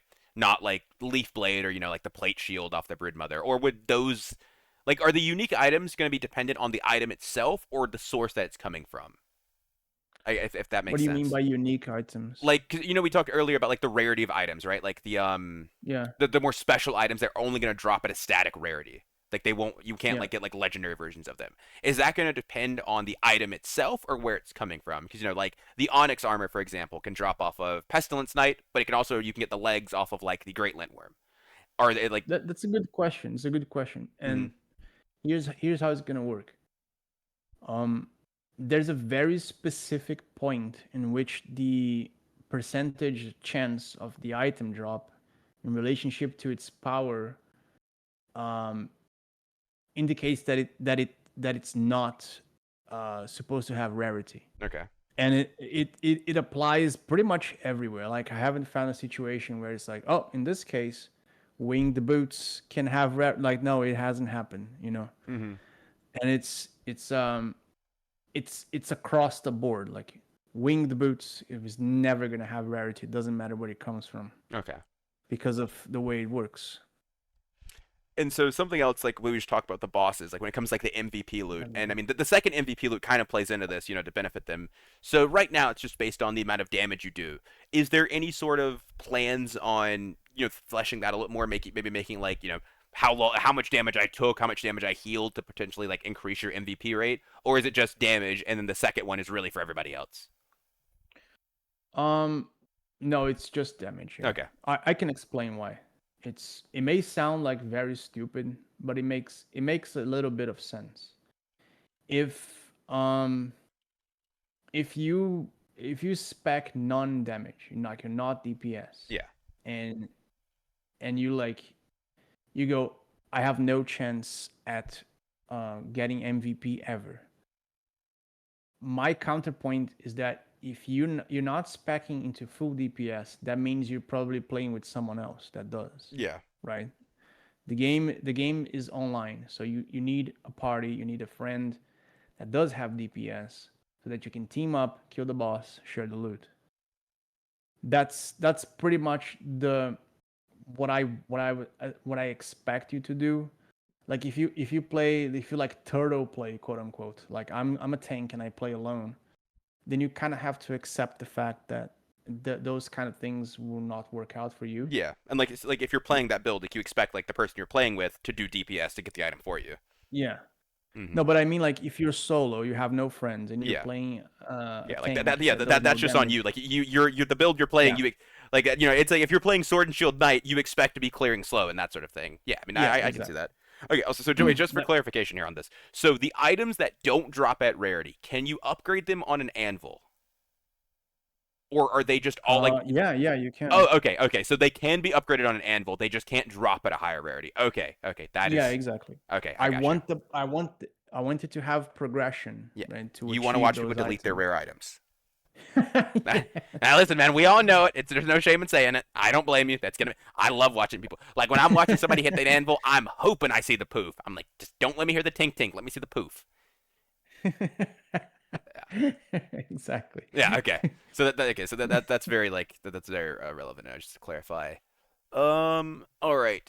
So what's something else I have? So runes were something that were in the Oh last man. test, and I know they were like they went through like there was like several different variations. You're thinking about changing them, or like whether they like change your base like stat scaling, or they how they were. They Yeah. give like extra damage or cooldown. And I know you said you didn't like them after the most recent test. So do you plan on actually changing them? Have you already begun it? Do you plan on just accepting for what they were, or are you just gonna remove them altogether? Like what are your plans on with runes, if you have any? I can I be fully honest with you? Sure. I'm seriously considering removing them from the game Mm-hmm. because the way that they are right now, it's like I don't like them. I don't like them. They're not intuitive. They act weirdly. They go on your equipment, but they don't interact with your equipment. They interact with your spells. Yeah. And then you have to equip your equipment for them to function. And then they're like common drops, and sometimes they're really rare drops, Mm-hmm. and they do like wacky stuff that has no downside. And to remove them from, it's just weird. Like I don't like them. I Yeah. It's don't just. like them. Mm-hmm. It's a terrible system that I designed. I don't know. Um,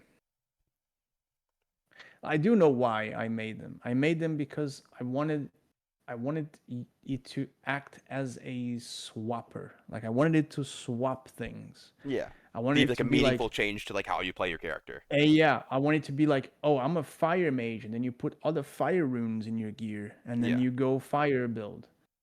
But like I didn't like imagine that. I mean, I did imagine when I was coding it. I was like, wait, isn't everyone just going to like slam runes everywhere? Yep. And that's what happened Yeah. Like for knight, you just because put there's in like the like I had the +5 base damage like blade damage rune, and I had like the thrash distance, and it's like you yeah, all like everybody used pretty much the same runes for their class. Like these are the best. I'm using these. and then it's like it didn't have any depth at all. Mm-hmm. Didn't have any sort of combination when you're super smart and you combine different runes to create something. Yeah. There was none of that. I'm very disappointed with the system that was in place, and I'm trying to rework it now. Like coincidentally, that's what I'm doing now. Like I'm looking over the design, Mm-hmm. and I'm just like hitting my head against the table, and I'm like, should I fucking remove this thing? Like right now, I kind of just want to get rid of it, but that would mean that I would have to change a lot of stuff, Yeah. and I'm not really wanting to do it. Yeah. I Either way, you know. runes are complicated right now. Mm-hmm. I I have to will think say about them. about the runes. Yeah. I will say I think my favorite iteration of them. So originally, before they were actually added, so prior to the most recent test, one of the things that you talked about was you were lowering the base stats of classes, but the runes were going to give you stats, right? Oh, I And remember that. so the runes I were going to remember like that. like for knight, it would be like okay, minus 25 defense and armor, but you gain 25 magic and mana regen. I really like that idea. I not the stat lowering, but I like the idea of the runes being like ways to diversify. So I'm a mage, right? I have Yeah. 200 magic mana regen, and 50 everything else. But there's a rune that lets me change that, and so maybe I lose 50 magic, 50 mana regen, and I gain 50 health or something. I really like that Yeah. idea of the runes being a way to change how your character plays, and I really, really hoped that would go through. And obviously, I'm sure it has its own issues, but I think that was the most unique idea that the runes were, because that way it allowed for people to, like you said, like they were able to use specific things to build the character in a very unique way, and it actively changed their build. So instead of just being a full knight, I could maybe put on some mana and magic, and I'm more of like a paladin style class where I'm casting more spells, but I also have my defensive stuff. That sort of thing. You just gave me a really good idea. That's what I do, man. No problem. If you're right, you need anybody QA test. Listen, that's all I'm saying. Just talk to me for Yeah, you free. just gave me a really good idea. Yeah, that's great to hear. But yeah, like I really liked that idea of runes, and I was really hoping because like the only thing that I thought was negatively received about it was the idea of lowering the base stats, like making them mandatory. I didn't like because then if I just like if knight how it is right now, if that's the class I want to play, Mm. it kind of feels bad because then I'm forced to put on runes to try to make my class exist the way I want it to already. But if I have an option to lower my stats to increase other stats, as a thing, then that's great. And then the other runes, like the base damage and whatever, like you can just, I mean, you can throw it away and just basically revamp the system or Yeah. whatever you want to do with it. But I really like that idea because I always So like, maybe or, go ahead. maybe I don't have to trash them because you just gave me a really good idea. Like I made purposefully, I made them exactly 64 runes, Mm-hmm. and then each rune has a prefix, a which is a color, Yeah, and then like the type of and rune, like then the white rune Laguz. yes, a white, and then there has a symbol, um, and then maybe I can interact with that somehow. Like maybe the prefix can mean something, and the like the color can mean something, Yeah, and the name can mean something else, which is like a subtraction, addition. yeah, Okay, exactly. you gave me a good idea. Maybe I can work with that. I'll try to cook something up Yeah, and like because it's, that makes sense, right? Because the stats go in the items, and you put yeah, the runes in exactly. the items. Yeah, and then like Hmm. you put them in your build, and it like changes the way your character is played. And if I want to do something else, I swap the rune out, and now I can do this. I also think something that's like this is just my personal like if you do go about something like that, I feel like the rune should be more accessible because one of the worst parts of when it came to the runes was I swapped my piece of gear. Okay, I have to go get the rune again and put it on my gear. Or I didn't want to upgrade my gear because I had to go get another rune for it. Especially if it's something like so big like that, where it's like this is the way I'm playing my class. Like I think even if they're not like super accessible, have like a rune vendor that just sells them, which I know like the Yeah, blue mage did. I used to be like that. It used to be like clear gems were 100 gold on the Yeah, blue mage. yeah, yeah. And then I removed it because I wanted some negative because everyone was just putting everything everywhere. Yeah, So yeah, I was like, ah. yeah. I So I agree. tried to fix it and I couldn't. And it's just. Yeah, and But this, that's why I like this idea better. I yeah. like it better. Like I said, like whenever you proposed the idea last time, I loved it. The only thing I didn't like was I didn't like the fact that my class is going to get nerfed just so I could buff it back again. Like I think if you just leave the classes how they are and give the runes like Oh, like give them positives and negatives, so it lowers some of your base stats but it increases others, stuff like that. that And makes sense. it also like Yeah. opens the opportunity just for like unique stuff, like like it's random, like like a squire only rune that gives them an extra, it doubles their capacity or something like that, right? Just Mm. anything random. But I definitely prefer like because even in any MMO, like one of the most exciting things is you pick your class and then you get to the point and I evolve my class into something. My knight becomes a berserker or like a guardian or paladin or whatever. My rogue becomes I don't know what rogues become, but the mage becomes like a fire mage or like an ice mage, like you said. Like it meaningfully changes the way you play the game, and I really enjoy those. Cool, Um, yeah. No, you totally onto something here, and I kind of forgot about that. I'll look into that.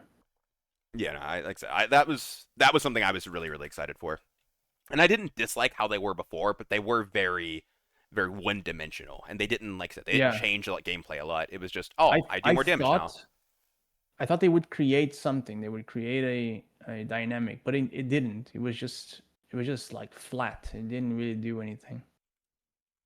But yeah, Okay, I still have a couple more things, and some of these are just like kind of like irrelevant. So, um, I don't know if you've played like RuneScape or any sort of games like that, but what yeah, I did. what about like a pet drop where it maybe it loots for you, maybe it does absolutely nothing, but it's just like a rare drop that you can get from certain things, and it's just a little pet following you around. It could offer um, absolutely no gameplay advantage. It could literally be completely irrelevant, and it could just follow you around. my wife really wants that in the Yeah, game. She hey, keeps nagging me hey, about it. she's She's on to like, something. That's all I'm saying. And like, she wants me to add specifically. She wants me to add a golden dragon fruit that gives you a dragon pet, and I'm like, why? And she's like, just do it. okay, but okay, imagine though, like that is like it's like a 1% drop off the amphitheater, and it's like as rare as some of the craziest items, and you finally get it, and it's just like it does absolutely nothing. It's like the outfits. You don't need them, but when everybody else sees you have one, they're jealous. So you really need one. You know what I mean? Yeah, Just like stuff like that. It adds like another level of like it's just it's cool, right? And people are I mean, listen, man, people are suckers for cute little animals. Like if somebody can run around with like a little dog or cat or whatever following them, or like, and there's already like the white rat quest line. They give you a white rat pet that follows you around. I mean, hey, this is listen. I'm Hey, just saying. that's kind of cool. I like that. Yeah, I'm just saying. Like, these are like. I don't like obviously I don't know how it works to make it in the game, but even if it does literally nothing, people would still it's like mounts in World of Warcraft. People would go out there and farm thousands of hours for this item that does absolutely nothing just because they like how it looks and they like seeing it. Okay.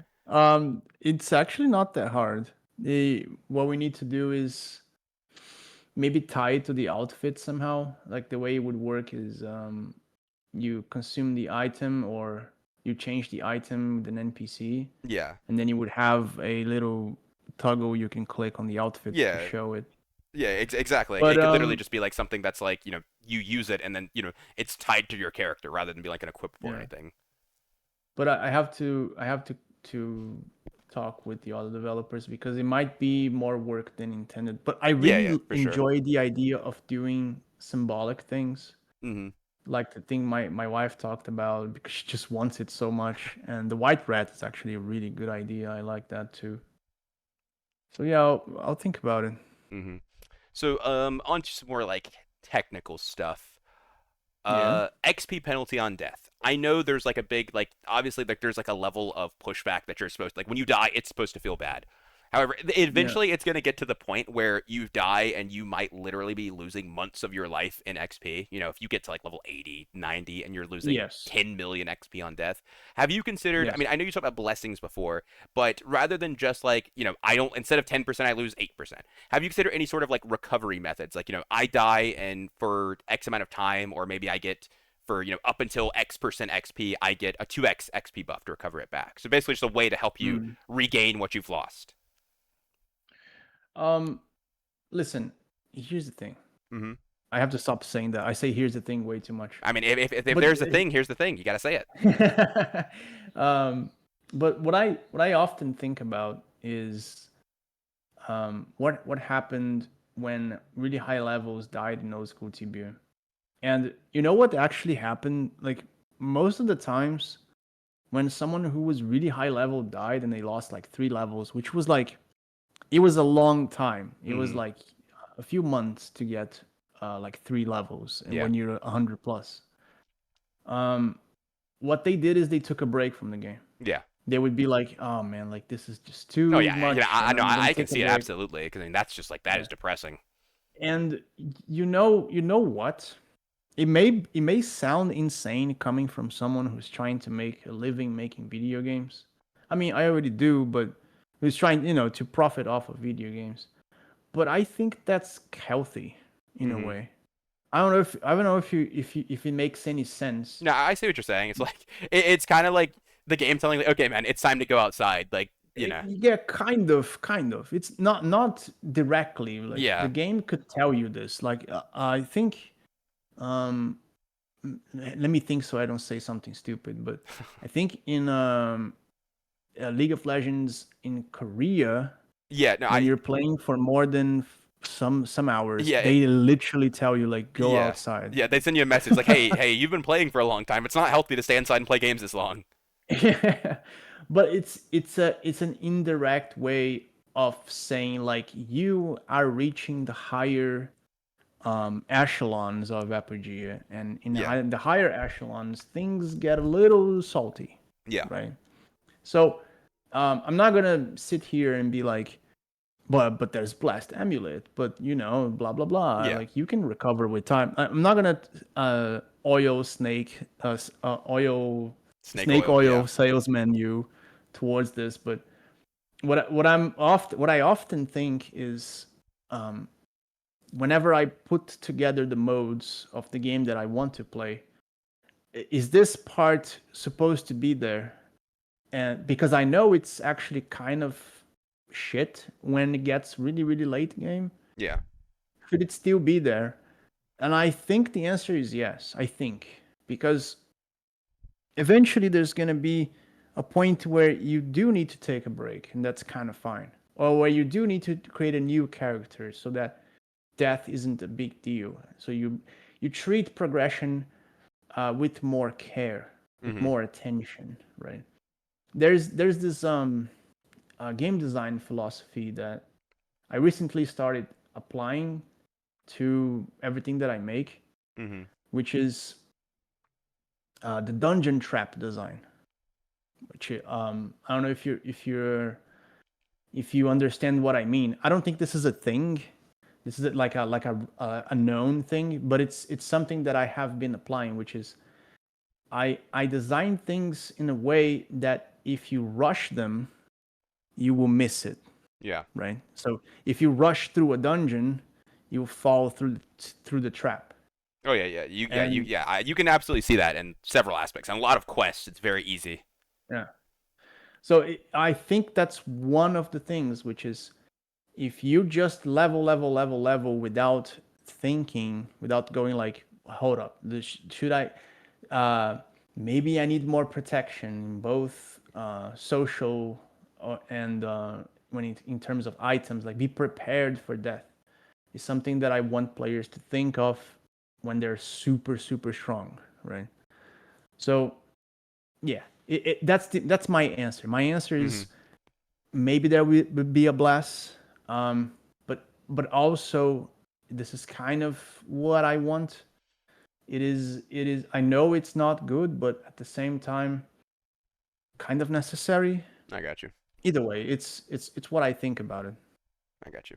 All right, give me like 2 seconds. I gotta run to the bathroom really quick, but I still have like a few more things if you still have time to talk. Oh yeah, sure, All right, okay, I'll be right back in 1 second. no problem.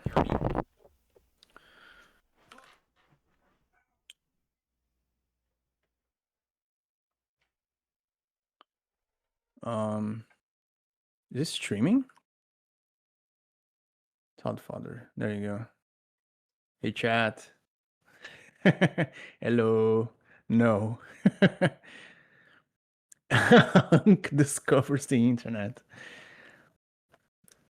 How you guys doing?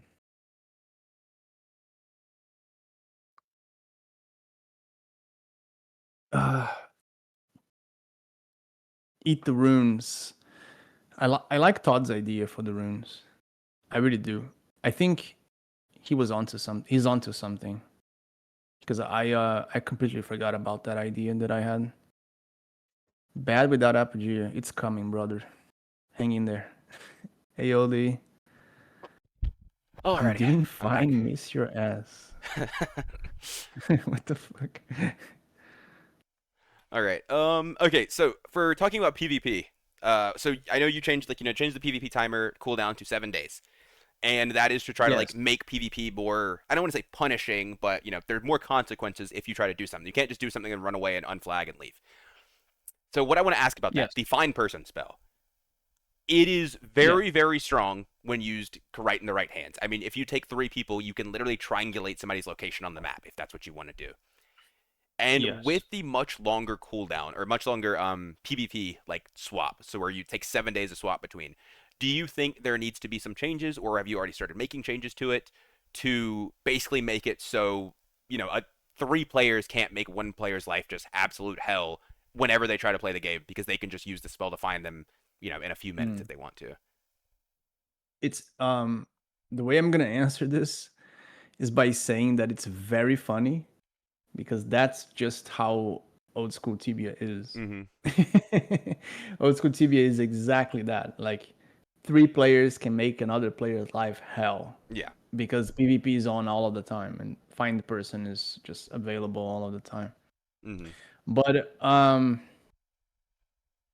we did change a few things about find person. I think it was during the test, which is it it it only works with PvP match, which means like if I have PvP enabled, I can find another PvP enabled person, Mm-hmm. vice versa.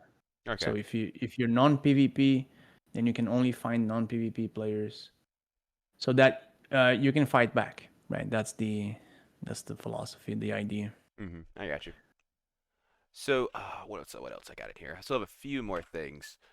Something Oda actually asked or wanted me to ask. So about farming. So one of the things he like wanted to talk about that he forgot to was AoE farming. Like are how is farming going to look like when you get towards the end of the game? Because the early game, primarily you're just kind of like single target killing mobs, and then mages start to AOE farm a little Yeah. bit around like 20 to 30. They're killing the ghosts and the ghouls, sunskins Yeah. maybe, but then when you get a little bit higher than that, you start doing like your group farming, like the people doing like the swamp trolls and stuff in the dungeon, Controls and stuff like yeah, that. that sort of stuff. How will it look like late game? Will it still be, like will it be almost primarily on the groups, or will there be like viable like like single player farming options? Will it be like single The target farming, AOE farming, that sort of thing? Yeah, that's a really good question. I don't know if you have noticed, but I don't like. There's a certain logic applied to whenever I place mobs in the map, Mm-hmm. and that is really strong mobs are often alone. Yeah, They're often trapped in some yeah, place, like the or they're Minotaurs. completely alone. There's no like ads near them, right? Mm-hmm. I don't do that. And the reason is because I want the higher level hunting to be more single target, Yeah. quote unquote. Like I don't Like want. yeah, like quantity or quality over quantity. Like the Yeah, strong mob that gives a lot of XP versus yeah, a bunch of weak mobs that give hardly any XP. exactly. So you can AOE farm, but it's going to be weaker monsters, Yeah. probably forever, with the save exception of that hell place when you teleport through war. Yeah. Okay. Wait. Like that is probably the only exception I'm gonna make because the monsters there are so incredibly annoying and strong. Do you mean But the like that's the it. like with the Scottish enemies? They're called like the Scottish traders or whatever, the Yeah, brawlers, those exactly. enemies? Okay. Okay, I wasn't sure. Skallish traders, I think Yeah, their yeah. name. And then that would be the only exception, probably, because Mm-hmm. they're like so annoying to kill that um, it's not gonna be easy to go there and then do that and so on and so forth. Yeah. But that's the idea. The idea is that you gradually tilt towards single target, so that a experience is slower at the higher levels, Yeah. and b you can actually kind of match experience with weaker mobs versus a really strong mob Yeah. at higher levels Yeah, because I know you if you you guys hunt just did like the properly. giant like overhaul in XP because before a lot of the harder mobs just weren't really worth it compared to some of the weakers. Like Yeah, you could farm like sunskins or ghost and ghouls and just vastly out XP per hour the people that were farming like minotaurs or something for example because they just didn't give that much and now they give way more which I love. yeah. As a knight that is like fantastic for me because that's literally what my class does. Like one thing I Mhm. hated was I hated the fact that I was sitting there like busting my ass to kill a devil spider and I got the same amount of XP as a mage that just went and blew up two sunskins. Like literally, this guy went over conjure fire, 400 XP, and I'm dodging the spit, running back and forth. Like I pulled the imps because I'm in the lintworm cave, and I'm like fighting for my life for the same amount of XP. But Yeah. yeah, I definitely like that. Yeah, that makes sense. I mean, that's kind of what I expected. Was like you started like you kind of transitioned to like the bigger mobs, the group farming later on. And I mean, Yeah. I've always been someone that's like I was like a big supporter of that. I really hated watching people sit there and farm please until level 30 or the diggers for 30 levels, Yeah. that sort of thing. Cave spiders to Ideally, 20. when you get to like 20, 25, even earlier now, because you can get to tier 3 at level 20 now, Yeah. um, you're gonna be like, well, any parties for amphitheaters or whatever, and then you're gonna go group hunt Yeah. because it's gonna give you really good loot, and it's gonna give a decent experience for sure. Hmm. So, okay, so that's actually something I wanted like just to clarify. So, I know it's getting an extra skill point at every fifth level. Where does that stop? Is it at Nightmare level Goblin. 10? Is it at level 20? Which level do you Uh, get that? Or is it like 5, 10, 15, 20, or is it just like 5 and 10 and there's no more? I can read it out for you. Okay. Let's do it. I have to find the file, so give me a No, second. you're good. Um, Because you're bad. That's why. oh, we separated in two. Cool. Yep. Okay, I have it here. You ready? Yeah. So here's a new. I actually revamped this a while ago, but it goes something like this. 1 to 5. That's level 1 to 5. You Hmm. have actually a 2.5 experience boost. Okay. 5 to 10, you have a 2x. 10 to 15, you have a 1.5. 15 to 20, you have a 1.25. Mm-hmm. So there is like the And XP then from buff. there on, it's 1.0. Okay. So are there still going to be the extra skill points at like level 5, at level 10 that you get outside of the normal Yes. ones? So okay, so Yes. what's the last level that you get an extra skill point at? Is it level 10? Oh, sorry.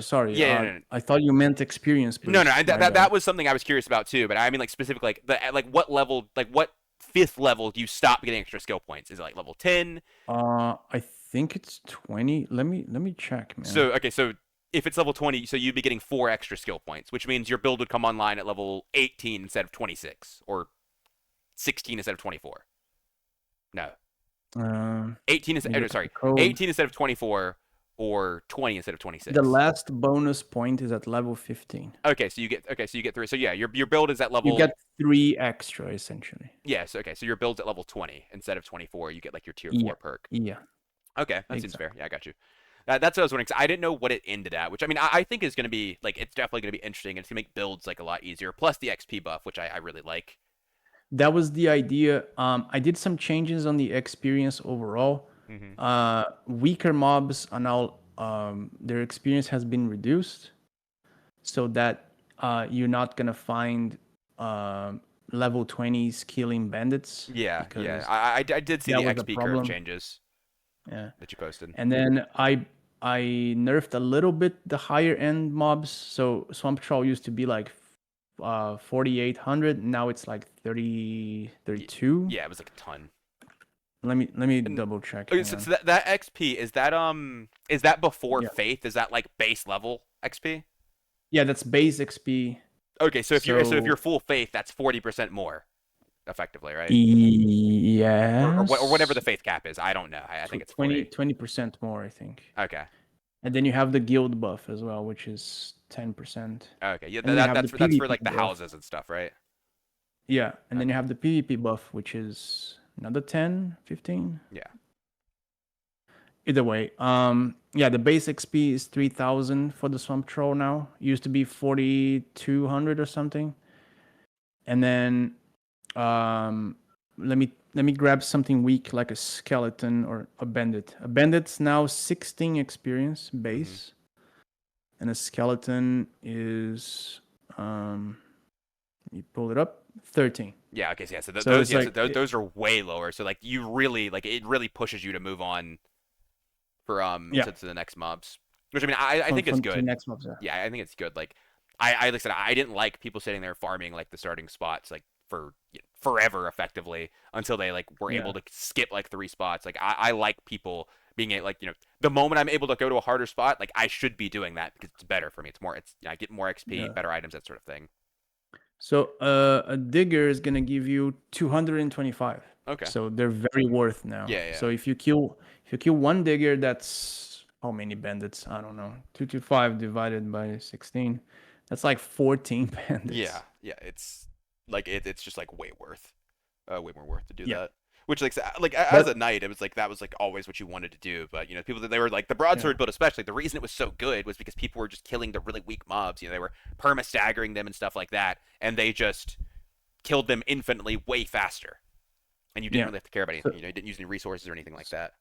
but like you have like 2.5x experience boost from in the first levels. So killing a bandit is actually really good, Yeah, even though their experience is low. yeah. It used to be a maximum of 2x, but we changed that. So Hmm. you're still gonna get that nice early game ramp, right? When you can go from level 1 to 10 in like a few hours. Yeah, But then you're not gonna be stuck at yeah. I'm about to bandits ask that forever. work. You actually have to move on, or even do quests, Yeah, so that you can progress properly, and then like risk stronger mobs, yeah. like risk diggers, risk visit goblins, Hmm. risk like sun skins and fowlers. You got to do it now. Yeah. And then we're adding more monsters, right? Like we're adding new monsters in the new areas, which we'll see how they interact with the whole ecosystem. Yeah, I got you. So the XP buff, will that count for all forms of XP you gain? Like, will that work for quests as well, or is that only gonna be for like mobs you kill? Um, as far as I know, it also works for quests. Okay, that makes So sense. you can actually quest your way up Yeah. from the first levels. And Okay. I remember, if I remember correctly, I nerfed a bit of the experience in the quests. Yeah, I 'cause I know some of them were like crazy. Like, I know there was Yeah, the one guy's guide where he went from like level 1 to almost 10 in like an hour and a half just doing without killing quests. a mob, yeah. Yep, just doing quests. I already had that guide ready, so don't change any of that. I've got it ready for the next test or the release. Um, but yeah, I mean that makes sense. I mean, I definitely think getting out of like because like the first couple levels feel really awkward because like what do I do? I don't really have a build online or anything like that. So I Mm, can I can definitely see that and appreciate that. It'd be a lot faster. And I mean, like I said, I do enjoy like the harder mobs. It also like leads to like contention in those areas, which is really nice. And then more people getting a PvP flag sooner and stuff like that. Yeah. So moving on to another thing. So about the traits and skill trees, because we just talked about like some stuff like that. So the tier fives, mm. I know you talked about these a little with Ode. How do you feel about the tier fives? Because I will be honest, I went through a lot of them, and personally, there are several of them that I just don't see myself taking in basically any situation. I know they're supposed to have a negative, but however, do you think some of them are just too weak, or the negative is too strong? Yeah, I do. I I concede that I'm not sure, Morgan. I actually don't remember who Icoriad it was was. really bad. I changed that. Um, there was another one that was really bad that I had to change. I think it's one with Apogea. I think that was really bad as well. I still have to change that one. Yeah, I mean, I'll say scared juggler. Like I tried it. I'll be honest with you, it's just not it. Scared Juggler sucks. Like, I wanted it to be good. I was like trying to come up with the build, and it's just the damage just because like the thing is you still have the double shield penalty, so you don't have that much like extra defense for holding two shields, and then it's just a lot of things. But overall, Yeah. like I felt like in a lot of builds that like getting the tier 4 was really good, but then everything after like getting the tier 5 would actively hurt my build in like a lot of situations. But then you had some things like innervated mana where it was cast a spell, it takes your entire mana pool, but every 2 damage you take gives you 1 mana, which the downside is very easily manageable because you just build enough mana to cast the one spell and you don't build Mhm. anymore, right? So like a good Yeah. combination I thought of that with is Summon Rat gives you the defense from Elemental Plate and you only build enough mana to cast that one spell. And then you Yeah. cast it and then you regenerate all of it from innervated mana, and it basically the downside's irrelevant. You're able to very easily mitigate the downside. But then some of them, the downside is like ginormous, like Echo Riad, where it was. I know it's better now, but it's like minus 30% damage or minus 35% damage. That's just always a debuff, and there's no real way to get around that. Yeah. Um, I think it's just a matter of feedback Mm-hmm. because I'm just going over the feedback still. I'm changing things here Yeah. and there. Yeah, no, I mean, I know that because like Uh, you can obviously you can't change the entire skill tree in a matter of 2 or 3 days during the test. yeah, I kind of did. Like when I opened the test, I just people were just posting like this sucks, this sucks, this Yeah, is really good, this sucks, and I was yeah, just like and I going know the through it wand and dagger fixing. made it really hard to actually get good feedback as well. Yeah, I did. Yeah, actually did. Yeah. But I kind of did. I kind of changed a lot of stuff. I fixed pretty much everything that was reported. I'm still picking up the scraps now, like scouring the Discord because Mm-hmm. you guys, I don't mean this in a negative way, but you yap a lot. Yep. So I Yeah. have to go and like scroll all the way Yeah. up on test feedback to like find an actual feedback. Mm-hmm. And then I go over it and I go, oh yeah, he's right. And then I go and change a little bit about what he's talking about. But the thing RPG, I is, asked him at the beginning of the this is stream. this Like is that a was like one of the first questions general I asked him if you had to go back and look at it. this is a general response when it comes to these things. And I think I talked with wait, was it you? I talked with someone about this, which is there's some systems that don't have to be completely perfect, right? Mm-hmm. Like we can just adjust them as the game goes Yeah. on. It creates metas. It creates like different fun I know I'm guilty of moments in talking the a lot. I game, talk all the time in there. and the traits not being perfect is kind of fine. It's kind of what makes it fun. It's kind of going like, oh, this guy went this route. He doesn't know, you know. so, So that's like something that would definitely happen with the game. I think it's Hmm. very natural, and I'll do my best to like balance things. But Yeah. overall, there should be some trees that are ass in the first glance, but then maybe over time they get better. I don't know. Like there was a lot of stuff like this on the old tree as well with exacted rectitude, for example. Yeah, where people figured And out they people could didn't play it really with mage understand and like how it'd it be really worked. broken. Yeah, and then they were like, "Oh, I can break this," and then Yeah. it was the best trait, and I had to Yep. change it. Like yeah, you had to nerf it like So 3 times, and it was still like yeah, just crazy. and then it's it's kind of the way it goes. Um, I'll like I said, I'll change whatever I remember, and I pick up the scraps as I Yeah. go. But this doesn't stop launch, in my opinion. I don't Yeah. know if you guys agree, but we can launch the way it is now. It would be probably fine, unless there's something insanely broken that Yeah. gets abused. Then Yeah. that's a problem. Yeah. Like the dagger wand bow stuff, which was just Exactly, like the dagger wand, or like the loop with the grand trap, where you would yeah. just like cast call to arms, and then it would cast grand trap, and it would cast call to arms, and cast Yeah. grand trap forever. Oh my god, there So yeah, this, there was a build I really wanted to try with the it was in the bow tree where there's a chance they proc like you could proc like your spell again or something like that or no, they did extra damage scaling with your ability. And I was playing the dual wield tree with heavy armor and I had like 160 ability. So all of my blade spells would have done like an extra like 120 damage, which is like I didn't even see it. But oh my god, that would have been so fun. That would have been so broken. But yeah, yeah, I can see what you mean. Like definitely, because I mean, I do think I would say at least half of the trees are genuinely viable, and you could build them in certain situations that are not bad. Like I mean, the ones that are bad, it's like at least something good in the tree. Like the shield tree. Like I think most of the tier fives are bad, but I think innervated mana is really broken. I think it's super good, and I think it's super viable. So there's that. And like I said, you mm, can always change it later on, as long as there's yeah, enough that is good, and there's not just like, wow, I have no good options. It's fine because there are always gonna be stuff for people to build.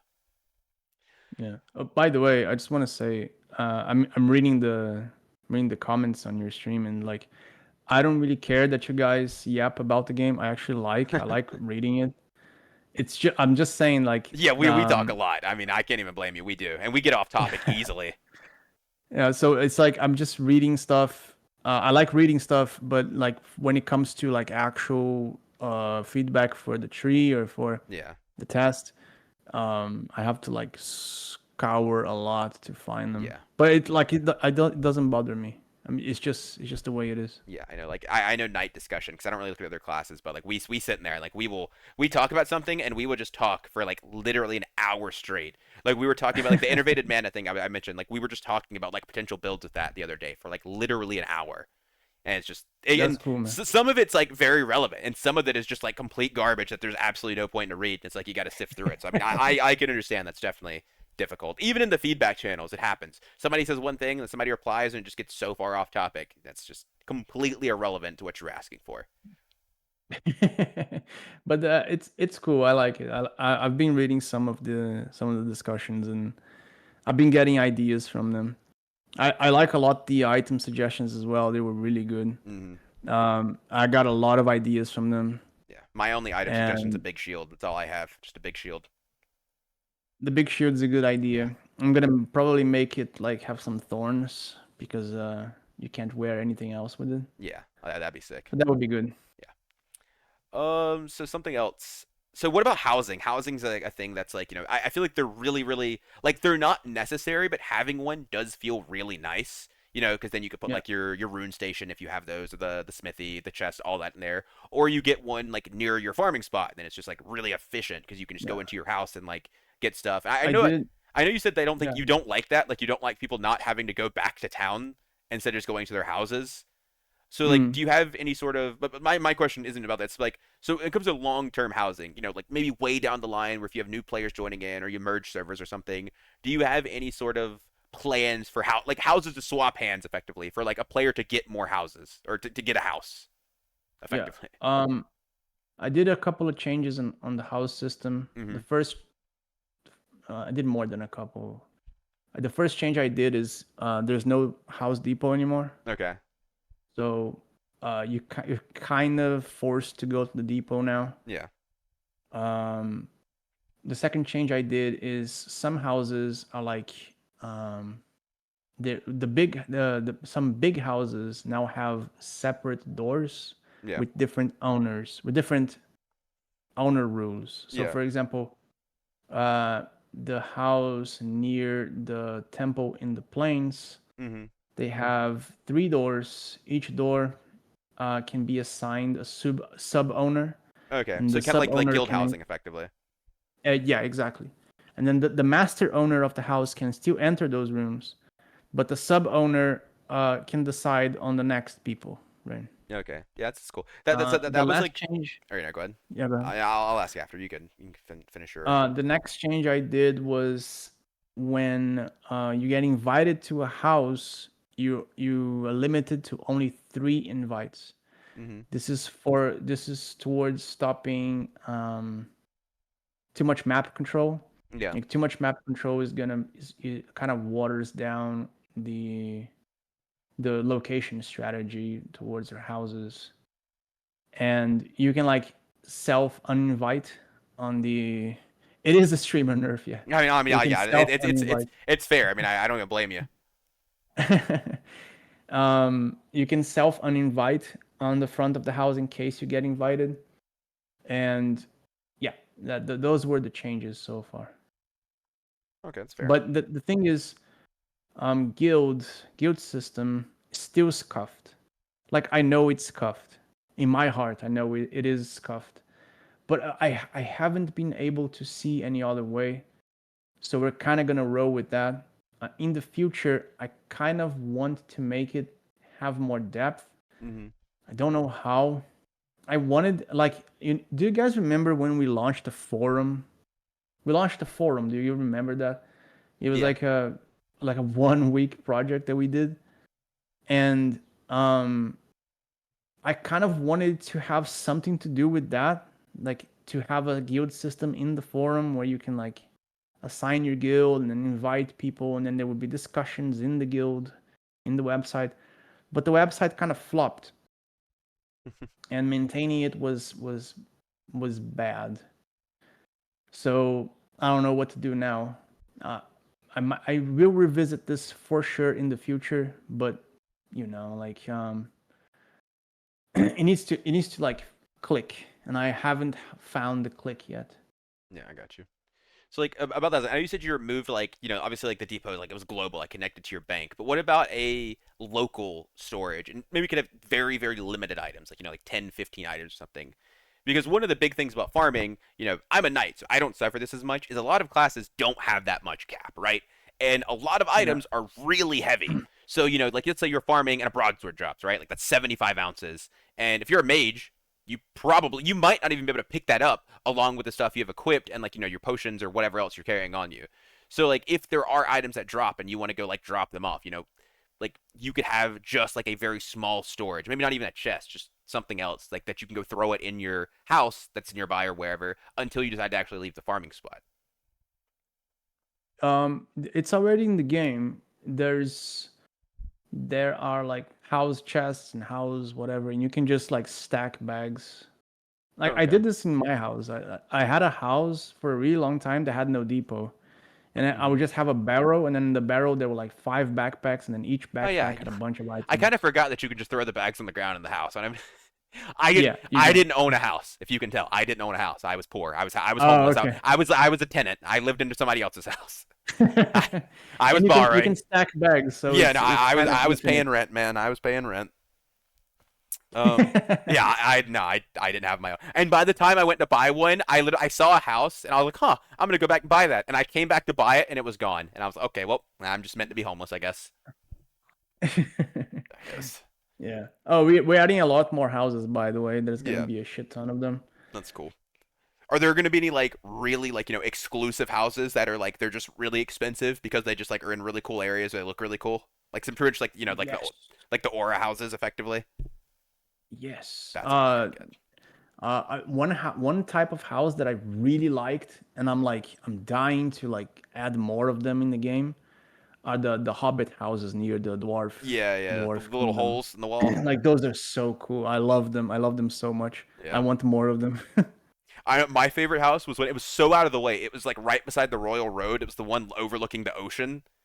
I I know who got that house, and I'm gonna steal it from her this time. I'm gonna buy that house next time. Just mark my words. That house is awesome. It's got like we got Yeah. like an ocean view and everything. Like that is a good house. That is a good house. Oh, do you mean the one next to that temple? Yeah, it's right beside the South Temple, right beside that. Oh, I think Odie was the owner of that house in your server. No, oh, he didn't own it. The person, his like DoorDash driver owned it. Like it was his DoorDash driver that owned it. He was just there. Like he went by there. He literally went by there to pick up his food. Like that was McDonald's for him. He went there by there and picked up food and left. He never laid his head in that house. He went there, he picked up his sandwiches, and he left. Uh, I'm not even kidding. He would go there. She's got like 30 sandwiches laid out. He'd pick them up straight back to the Sunskins. Like it's oh contactless my delivery. God. Oh man. Yeah, no, that's yeah, that's a nice house. Like I like the houses. Like even if they're like I like them being more like I got this because it looks cool rather than just this is in my optimal farming spot. This is is makes my rotation faster. Mm, that So, makes sense. hmm So moving on to some PvP stuff because we just finished the PvP test.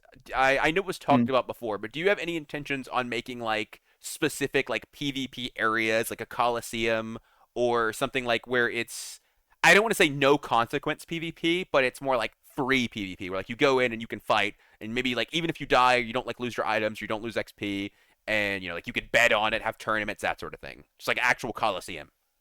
I really want to do that, but um, there's a little like cricket Yeah. in my head going like, don't, don't do it. And the reason I think I'm not entirely sure. It's just something in my head going like, don't do it. And I think the reason is it may water down PvP Yeah. because as you may have noticed, the PvP test kind of flopped. There were a lot of angry people. There was not a lot of people in there. There was a lot of feedback going like, dude, the PvP in your game is ass. It's so bad. You just auto attack, and then that's it. Mhm. So a Colosseum or like a duel kind of stuff would highlight that. It would highlight how much the PvP is simple and lacks depth because it does. They're not wrong. That's the thing. Yeah. That's the reality. The reality is that the PvP in Apogea is sort of it's not intentional, but it's consequentially boring Yeah. because the way I design it is that you don't die easily. First of all, you can't because when you die, it's a big deal. And second of all, it's like I don't like flashy PvP. I don't like when it's too flashy. I don't like uh, uh, chaotic things, right? Like I don't want the League of Legends team fights to happen where you don't know what the fuck's going on. Yeah. And I designed it kind of that way, in a way that spells take a long time to cast, in a way that auto attacking is kind of a bread and butter because it's the main mechanic of the game, Hmm.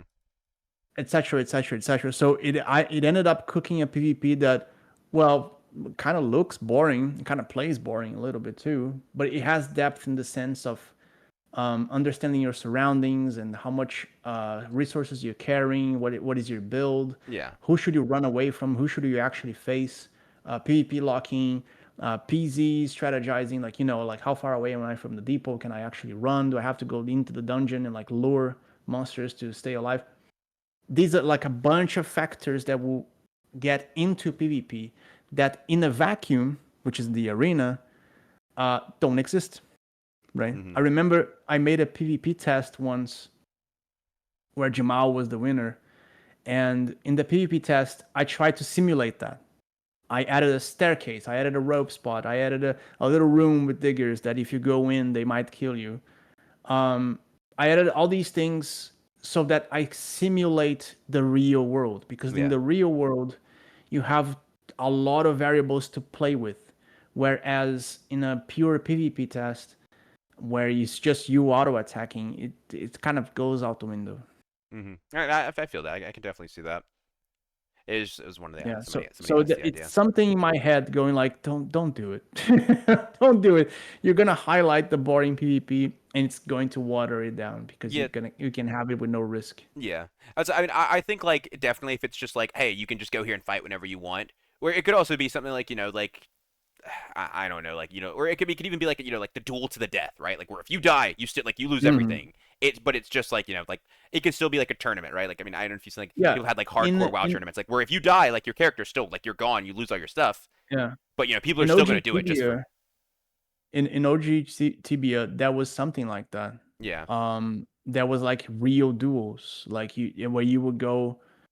They were like it was man-made, so they would go to a separate area in the map that yeah, a lot of people didn't go, and then they would just duel to the death. yeah, And I think that's way cooler.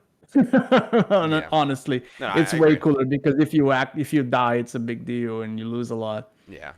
Um, Either way, it's I think emerging gameplay is my goal. It has always been Hmm. to make new things happen, and carefully crafted and like curated systems would kind of take away from that. Yeah. I've talked about this before. It's like when people design parks and they make the sidewalk round and then people just go diagonally across the grass Yep. I did that. instead of I did that in going through the college. sidewalk. Yep. That's the exact parallel. It's like sometimes you can't make the sidewalk because no one's gonna go on it, so you just get wasting time. Hmm. I feel you. People are gonna at the end of the day, people are gonna do whatever people want to do. Yeah, it's you have to have more tools for people to play with, and less theme parky things that will guide you, so that you can create things out of the tools. Yeah, I got you. Yeah, I just want to say it's like side note. It's just funny. So then I asked you about the forging thing. Victoria's already updated the website with the like new forging stats on there and like a calculator for it and everything. I just think that's hilarious. Isn't it in the book? I'm pretty sure it's in the book, bro. I okay, but there's also a book that says legendary forging's guaranteed. So I don't know if I can trust Yeah, those that's books. a I troll book. I don't know if I can I'm trust those books. showing you. Well, okay, then how am I supposed to trust anything in the books, man? Like, isn't it in the book? Okay, well, there's also lies in the book. Like, I don't know. I'm not gonna trust uh, anything I read anymore. Let me see. I noted. I'm pretty sure I wrote a book about this. Hang on. Moon ingots, forging for beginners. Yeah, it's No, that's not it. Art of somebody forging. said it was like fuck, actually I can't remember. They said it was like something earlier. Like I swear I'm pretty sure it was in a Viken book. I feel like it was in a Viken book, but I don't know. I think it was a great old like one of the big old books, one of those. I remember reading Uh, this somewhere. I don't know. okay, so the book actually only talks about common forging, I think. Yeah. Well, there's one that's just forging for dummies. That's in like the first forge you can like buy access to in Basil. But there's also another one that talks about legendary forging. Mm, I don't remember which one it is because it's been forever, but I remember reading it and I was like, I need to try that. I wonder if it's guaranteed. yeah. Okay, Well, but actually, there you go. It's officially leaked, I guess. yeah, nuts. We know now. Now we know. That's what matters. So okay, so they are there. I mean, I don't like. She probably wouldn't answer this, but like, there are a lot of things. Like the Conquest Tower is a good example, where there was like the little scrap of paper that tells you to do all these things that didn't actually have anything to do with getting into the dungeon. Okay, I'm not salty about it. Okay, but I get it.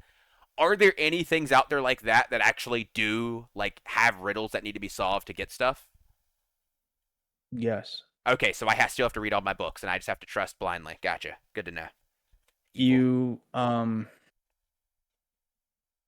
like I always put something in the game for a reason. I never add something Hmm.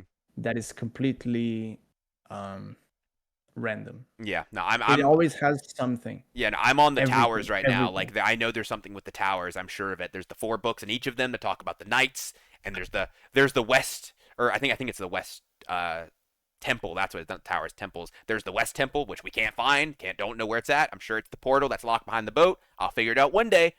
But I'm like schizo ranting. Like I was like reading the books. I'm like, there's got to be something, man. How do I get in here? But that's okay. Yeah, the forging book that lies to you is there for a reason. Yes, it Yep. is. It It actually is. Like, believe it or not, it is. it's there so he can watch you forge a legendary and fail when you believe the book. So moving on to something else. So like region and like food in general is something has been changed a lot. And I know recently, I actually didn't know about this, but it was changed so it's like your region is now split into two ticks. Like you get half it every 10 seconds and half it at like it's 20 seconds total, and you get half it at 10 seconds, half it at the 20 seconds. So Yeah, how are you feeling about like region and like food in general now? Like do you think it's finally in a good spot? Do you think it still needs some adjustments? I still think it's too good. I You s- know that everyone disagrees. yeah, Everyone go I like, actually think it's no, good. I'm like I feel like it's I'm of the so minority. I think nerfed. region is still a very good stat. I still think it's too good. I'm probably nerfing food duration as well. Okay. Okay, Uh, if you nerf food like duration, will they still be heavy? Because like, bro, a stack of spicy rice is like 20 pounds. That's some heavy rice.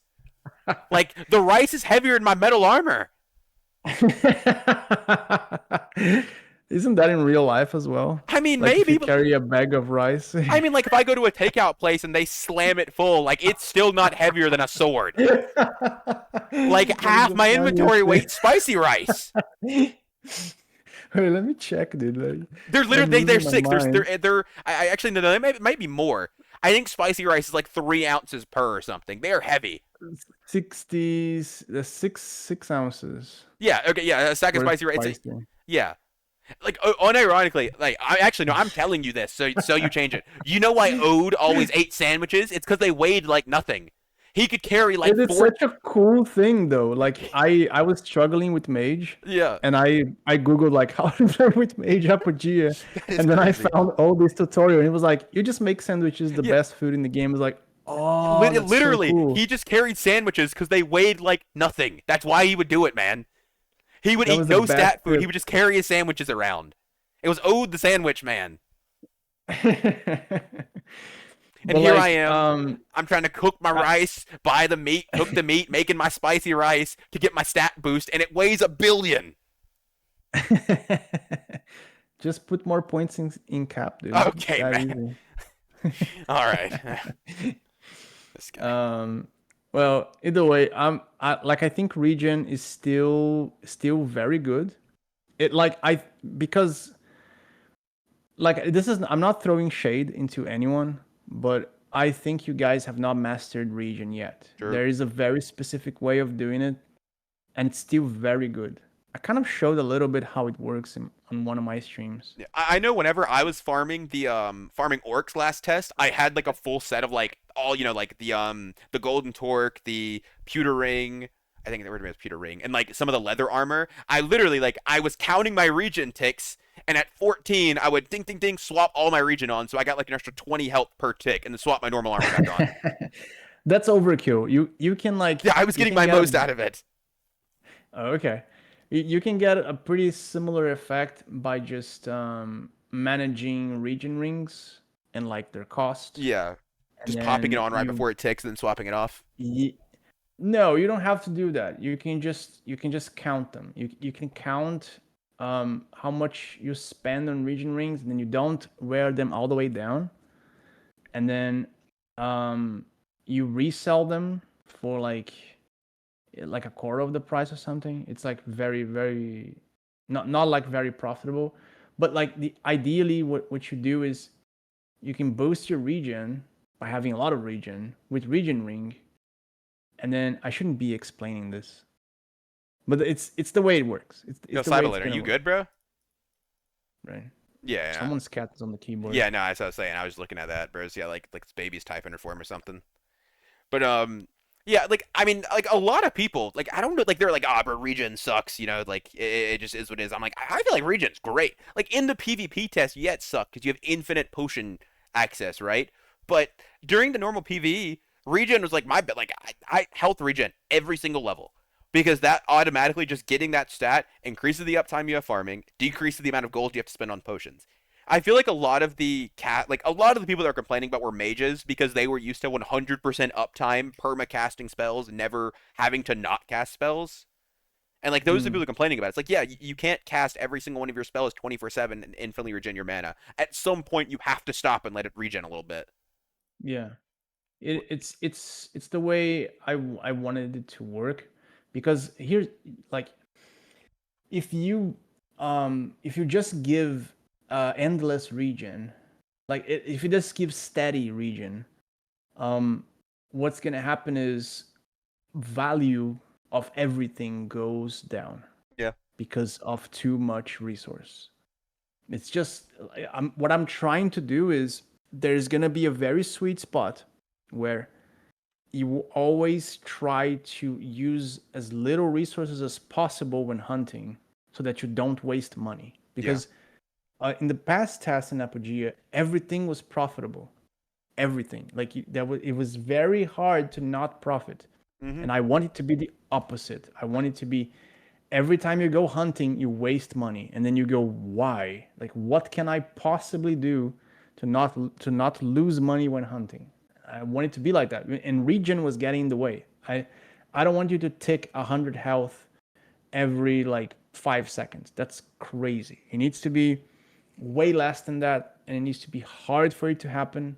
So food needs to run out faster, and it needs to have serious weight in a way that repose can't be on the pirate spawn 24/7. He has to like go to depot to like sell things and buy things and whatnot. Yeah.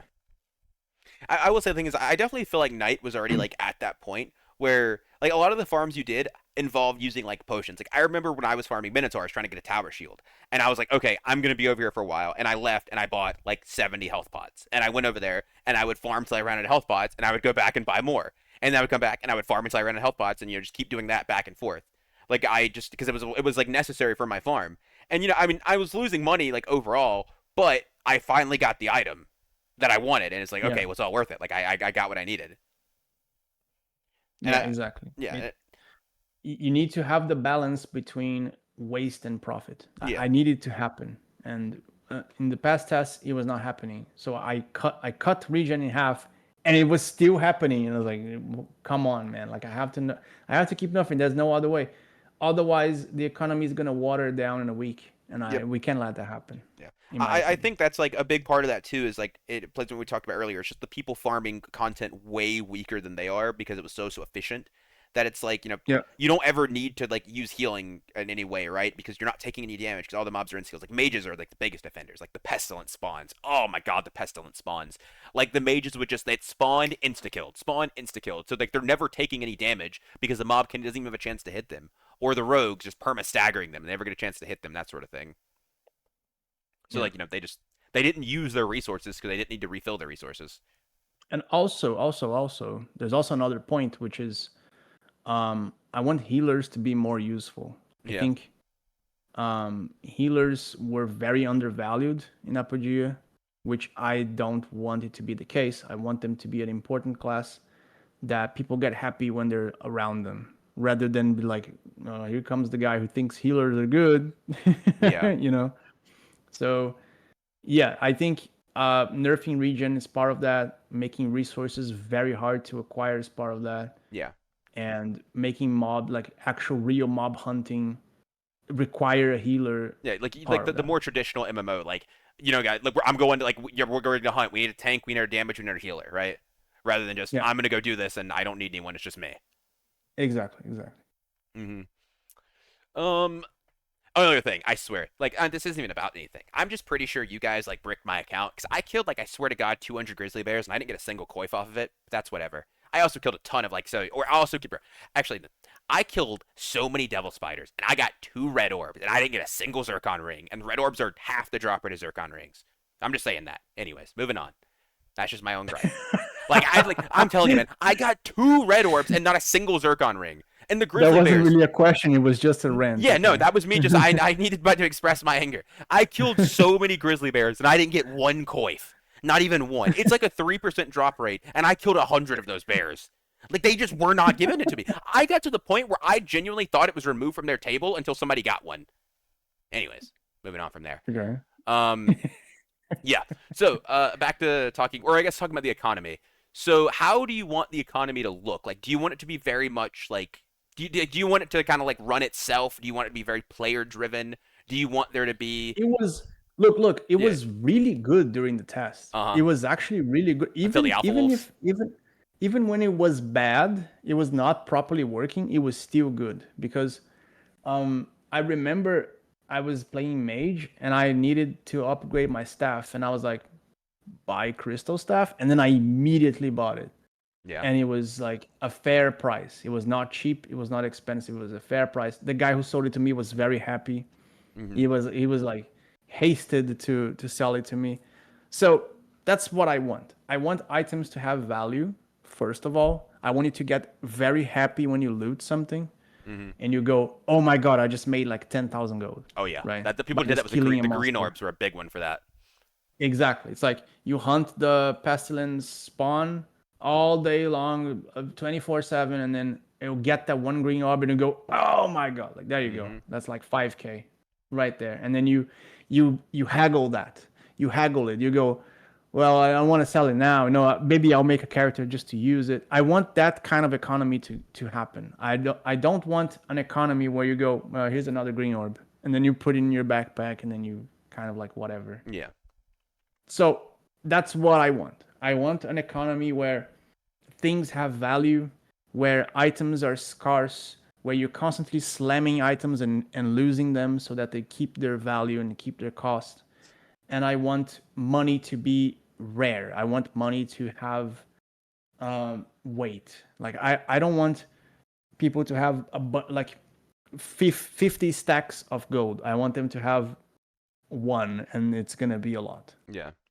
So are you gonna add in any like sort of like gold sinks to the game, or is it you really just like letting like the player market regulate it, like like players There's naturally? there's a there's two goat natural quote unquote, but there's two goat sinks already happening Mm-hmm. in the game.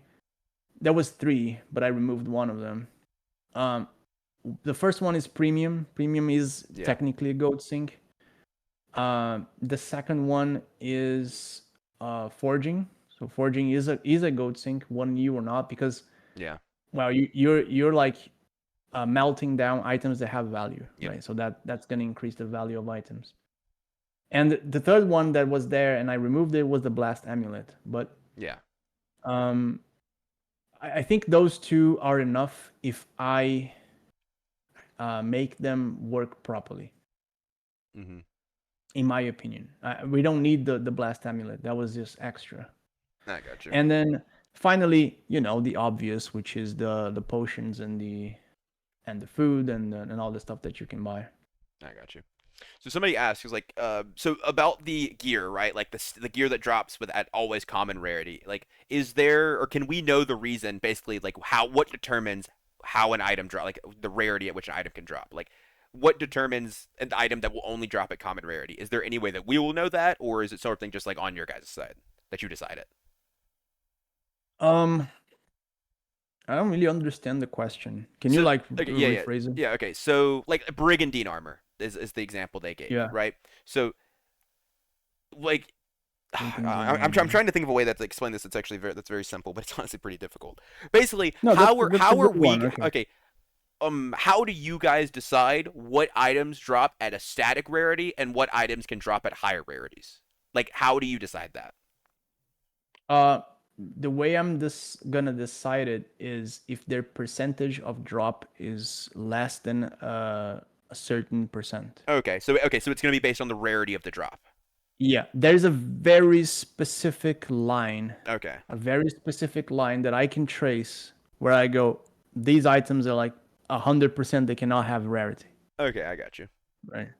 And then I could make it so that um there are certain items that do have rarity in some occasions and don't have rarity in other occasions, but it's gonna be balanced. Hmm. This is what I'm trying to fix, which Yeah, is basically like imagine. you get the 1% drop and it happens to come out legendary and it's like Yeah, you don't want the 1 in a billion to come from like random looting effectively. exactly. It's like imagine you roll a dice, and then there's a 1 in 100 chance that the dice will be legendary or whatever. Yeah. I don't want it to have a double effect. I want it to just be that one thing. Yeah, because like you have So to roll that the you, chance to get the item, and then you roll the rarity as well. yeah, exactly. And this is gonna make everything better, like the economy, the Mm-hmm. longevity of the game, and so on and so forth. Mm-hmm. I can see that for sure. Have you had any like? I mean, I know you just want to watch the world burn, but so with doing that and the fact that people are going to be forging way more, have you considered lowering the chance to break both items at all on commons, which are going to be what people are crafting the most, which has the highest drop like break No, rate? No, so you're gonna I keep have it you keep it the static 25 and just watch people cry. I have actually considered increasing the chance of the Okay. items break. Okay. So okay, with that in mind, I will not be crafting unless I have three of an item. That's all I'm saying. I encourage you to only slam items that you don't care about, Yep. And and only then gamble for with money really you're willing rare to lose. items, you get a forger, right? Yep. Get the forger on your guild to do it. Yep. That like the profession is gonna actually matter because you can't afford losing like winged boots or Yeah. royal dagger and stuff like Yeah. that. Yeah. Another idea I had is like, have you considered being able to increase the odds of forging by using more materials? Like, let's say, it's 4 moon ingots to try to upgrade a legendary, but if I use 8 of them, and effectively it would like double my chances or give me like an extra like percentage or something like that. Just. We programmed it that way, but again, that would just increase the wasteful of ingots rather than the wasteful of items, Yeah. making the value of items go down rather than making the value of ingots to go down, which is what I want. Yeah. And I love putting them in chests because they are worth nothing. Oh my God. There's it's the secret area. It's like during the main quest where like the necromancer is the portal, and there's a little like hidden area on the left that you go through like through a waterfall, and you get there, and there's like a bunch of occultists, and there's the amphitheater, and there's the profaners, and there's the chest, and I'm like, there's something good in that chest, and I open it, and I get a moon ingot, and I'm like, you Moon ingot, let's motherfucker, the go. fucking moon Yes. ingot, bro. I want it to be basically gold 2.0, but specialized. And I know that it's annoying to get ingots as rewards, but it makes my life so much easier when I don't know Yeah. what to put in the Yeah, throw a chest. moon ingot in there. Yep, that's cool. Yeah. Yep. Also, so I know we talked about this a little earlier, but I just want to like clarify again just to be sure because I'm stupid and I forgot. So okay, Okay. so you talked about the items are gonna be based on the rarity, right, at which they drop, or the Yeah. percentage drop chance, right? What about items that have like it's like a 1% off of this mob, but maybe on this mob it's like a 5 or a 10%? Will it be able to drop at a higher rarity off the higher drop chance mob? Probably not. Probably Okay. not. It really depends on the item. Okay, because It I really like depends on the broadsword is item. really what I'm thinking of here. Because like I know off of the plea it's like a 1%, but off of the pestilence stinger it's like a 3%, and then it's like 10 or fifteen Yeah. percent off like an owl wolf or something. Yeah. They're probably all gonna have rarity. Okay. I think Brigandine armor and Brigandine legs are actually a good example because they are not going to have rarity because Yeah. they're They're like mostly 3% or lower. yeah, that makes sense. And um like the thing is it is going to be a little more frustrating, but it will make the game better. It will make the game better. I can guarantee you guys. Hmm. Like you will make the game feel um it's gonna make it feel deeper. Like you're sliding longer and deeper. I That gotcha. sounded very sexual, but Oh, oh, bro, what are but we it's doing? What are we true. talking about now? So Like it's not like what I'm trying to create is a situation where you will still get really lucky sometimes. yeah, Like you're gonna have that like very very small percent chance of looting an epic broadsword, yeah, which is going to get you jumping on your chair, yep, but you're not gonna have the same chance of looting a winged boots that's legendary, which yeah, would break the game, yeah, of right? course. Yeah, I mean I can see that. So something else. So okay, I actually mentioned this to you like literally the other day, like 2 days ago. So when it comes to PvP, a big thing that we have seen, especially in like during the test, was you would have a bunch of people that were non-PvP flagged or level 14 or whatever, following the people that were flagged around and just basically griefing them with no repercussion because they were level 14. They couldn't flag or anything like that. They would run around, they would heal people, they would just body block, they would just try to overall grief you. Like, do you have any intentions Yeah, of making like the PvP people like effectively like you can't like they can't be interacted with by non-PvP people? we just did. We just changed healing to only work with the same school type. So you can only heal people who are either non-flagged when you are non-flagged, Okay. with PvP when you're PvP'd, and yellow school when you're yellow school. So Okay. Okay. That's good. That yeah. makes sense. And the other thing is we did make find person to only work Yeah, the PvP people. with like Yeah. the Yeah. Yeah. same Yeah. logic. Yeah. I Yeah. got you. Okay. So another thing. So we talked about this last time, and you said you're going to do a poll about it. Not holding against you. Easy to forget. But additional trait pages, or like a PvP and a PvE different like trait that you can swap between to make it Yeah, viable. Whatever. Like, have you thought more about that, and are you going to implement it, I please? did. I thought a lot about it. I thought a lot about it. It's like it is a little demon that's haunting me in my Yep. sleep. I've got a guy that's messaged me about it. I think 5 times, saying, "Hey, can you ask Ed about this again?" I promise you, I'm not even Yeah, I trolling. know. I know. I know it's important. I know it's gonna make a difference. But I'm gonna rip this band-aid off. I'm not adding it. And I'll go over why. Um it's less resets. Mm-hmm. That's it. That's the reason. It will be more resets if I don't add it. That's true. Because then it will create two dynamics. The first dynamic is I'm not gonna swap my build because I have to use a reset. So I'm gonna stick with it. And the second dynamic is I will get more sales, more premium sales, and more reset sales. I True. will. That's a good thing for us. That's a good thing for the game. That's a good thing for you guys because the game will stick around for way longer.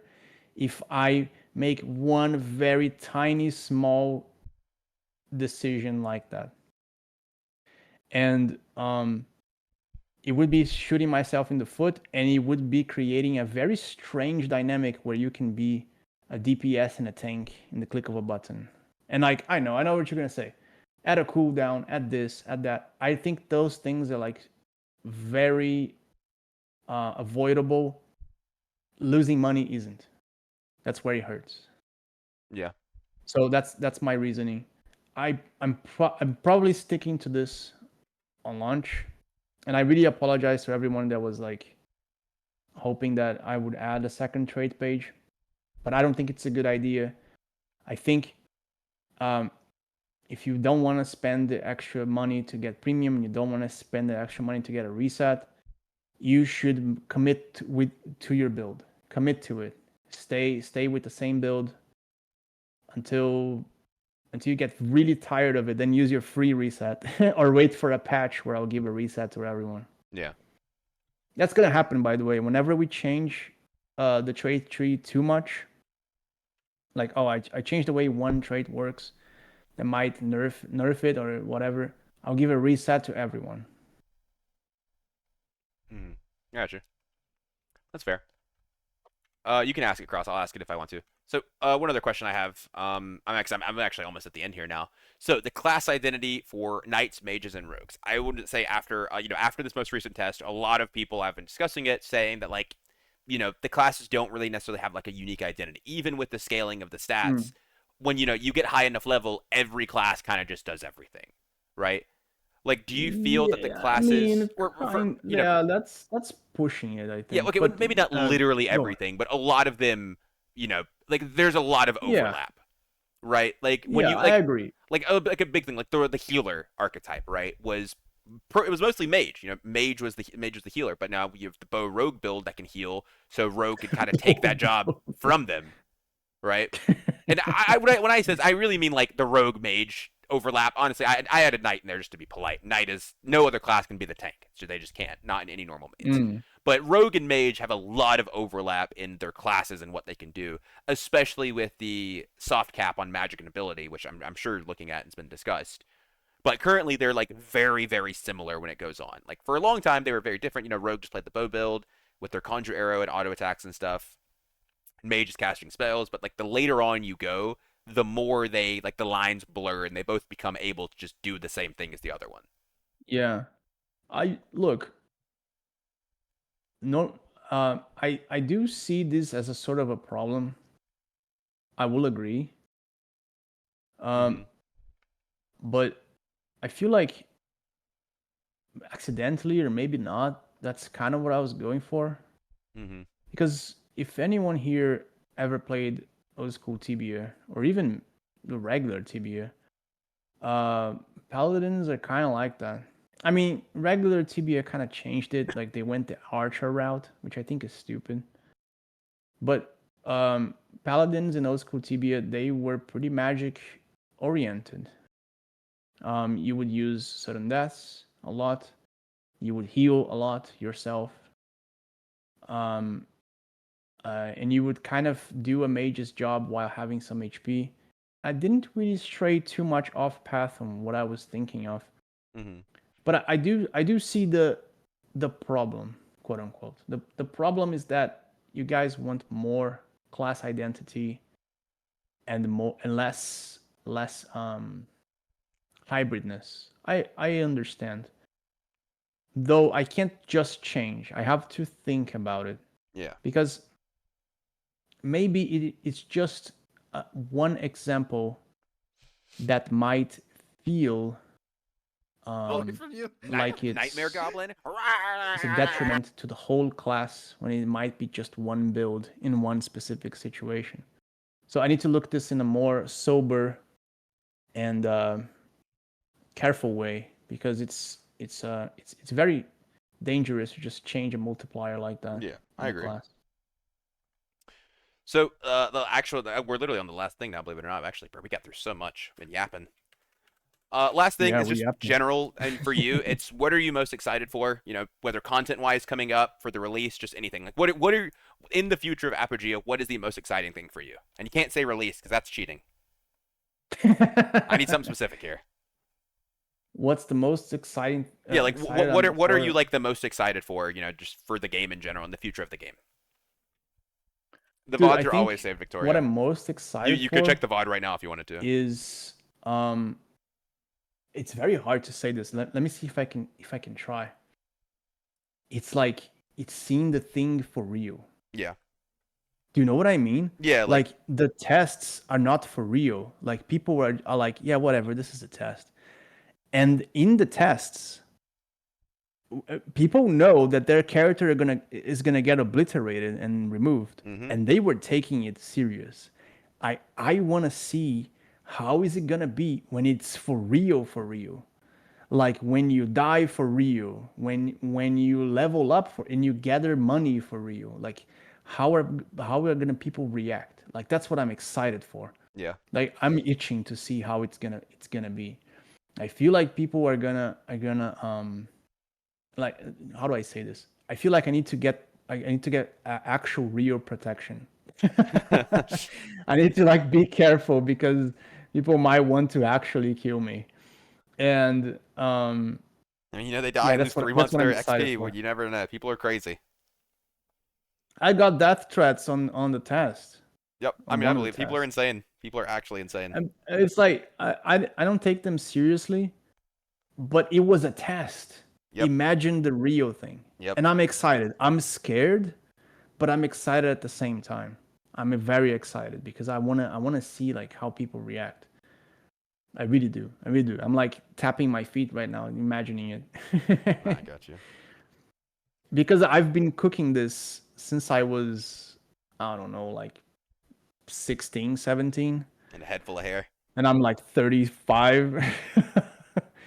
I've been thinking about this moment for like 15 years or more. Mm-hmm. And seeing it finalize and having the real thing is gonna make me feel different. I got you. It's gonna make me get it really excited. I hope this answers your question. Yeah. It's No. No. not No. about No I mean, launch. no. It does. I mean, it's like it's generally what I was like just wondering about. So no, I can understand that though. Like seeing the thing you've been working on finally being real. Yeah, not the thing that I'm working on, but seeing the like the real dynamic, like for real, Yeah. like people taking it really seriously. Yeah. I talked with my wife. I said like, I don't doubt that some people might use diapers to play Mm-hmm. the I wouldn't surprise me, game, bro. but they don't go to the bathroom or stuff like that. And They can't give up their rotation. If they do, somebody's gonna break in. yeah, some stuff like that, man. Like It's like the repose, like repose. I don't know if you notice. It's funny. But he says this, but he's being serious. When every time an Apogea test comes out or something he's grinding, he just has a gallon of milk sitting beside his like setup, and he's just drinking from a gallon of milk because it's just he's like, well, it has everything you need, and he just I'm not even kidding. Just a gallon of yeah. milk beside him, he's drinking out of, and that's what keeps him which is going. why which is why I have to make a user agreement that RMT is not legal. Like Yeah, not illegal, but rather we don't allow it. Like we're gonna ban you if you find out, etc. yeah, makes sense. Because it's gonna withdraw from that for sure, Yeah, right? And I don't want it to get watered down. yeah, I And feel you.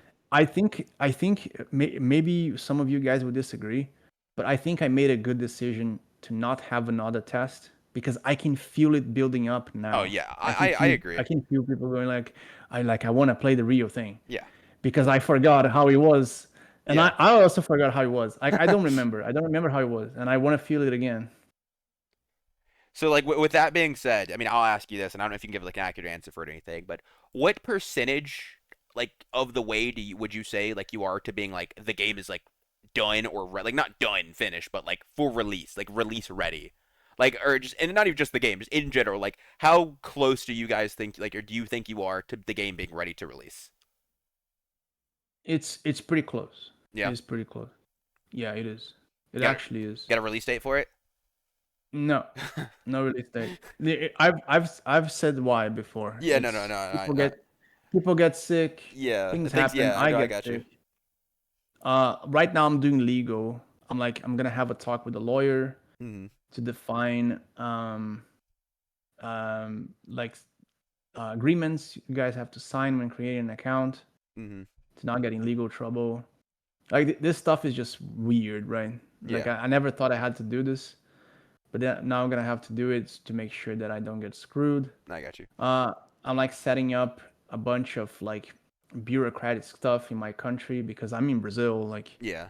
things are different here, and like I don't know the dates for this. I don't know. I have no idea. Yeah, Like I get it you know may how long it's be gonna a take. day, it may be 2 months. Like I don't know. I don't know what's gonna happen. So I can't give out a date. I got But you. one thing I can say, and it may give you guys some peace of mind, and Hmm. that is that last test.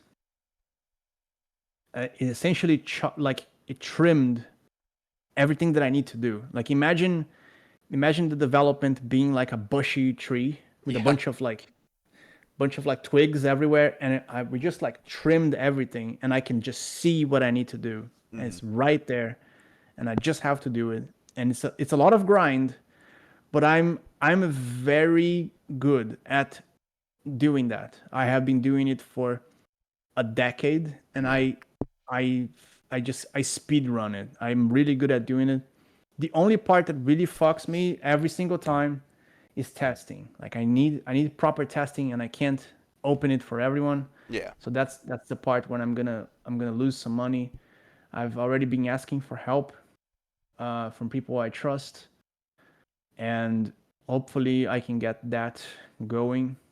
Hmm. And then once I'm confident that everything has been tested and that the content has been finalized and the areas have been opened and the quests have been reworked and new items have been added and then everything is kind of like sort of rounded up because doesn't have to be. It doesn't have to be completely perfect. But when I see that it's like I can do it, I'll launch. And then I'll give you guys. Here's the plan. Okay, Hmm. I'm gonna launch. I'm gonna release a launch trailer on YouTube, probably a few months before, and then I'm gonna open for registration probably a week before, and then launch.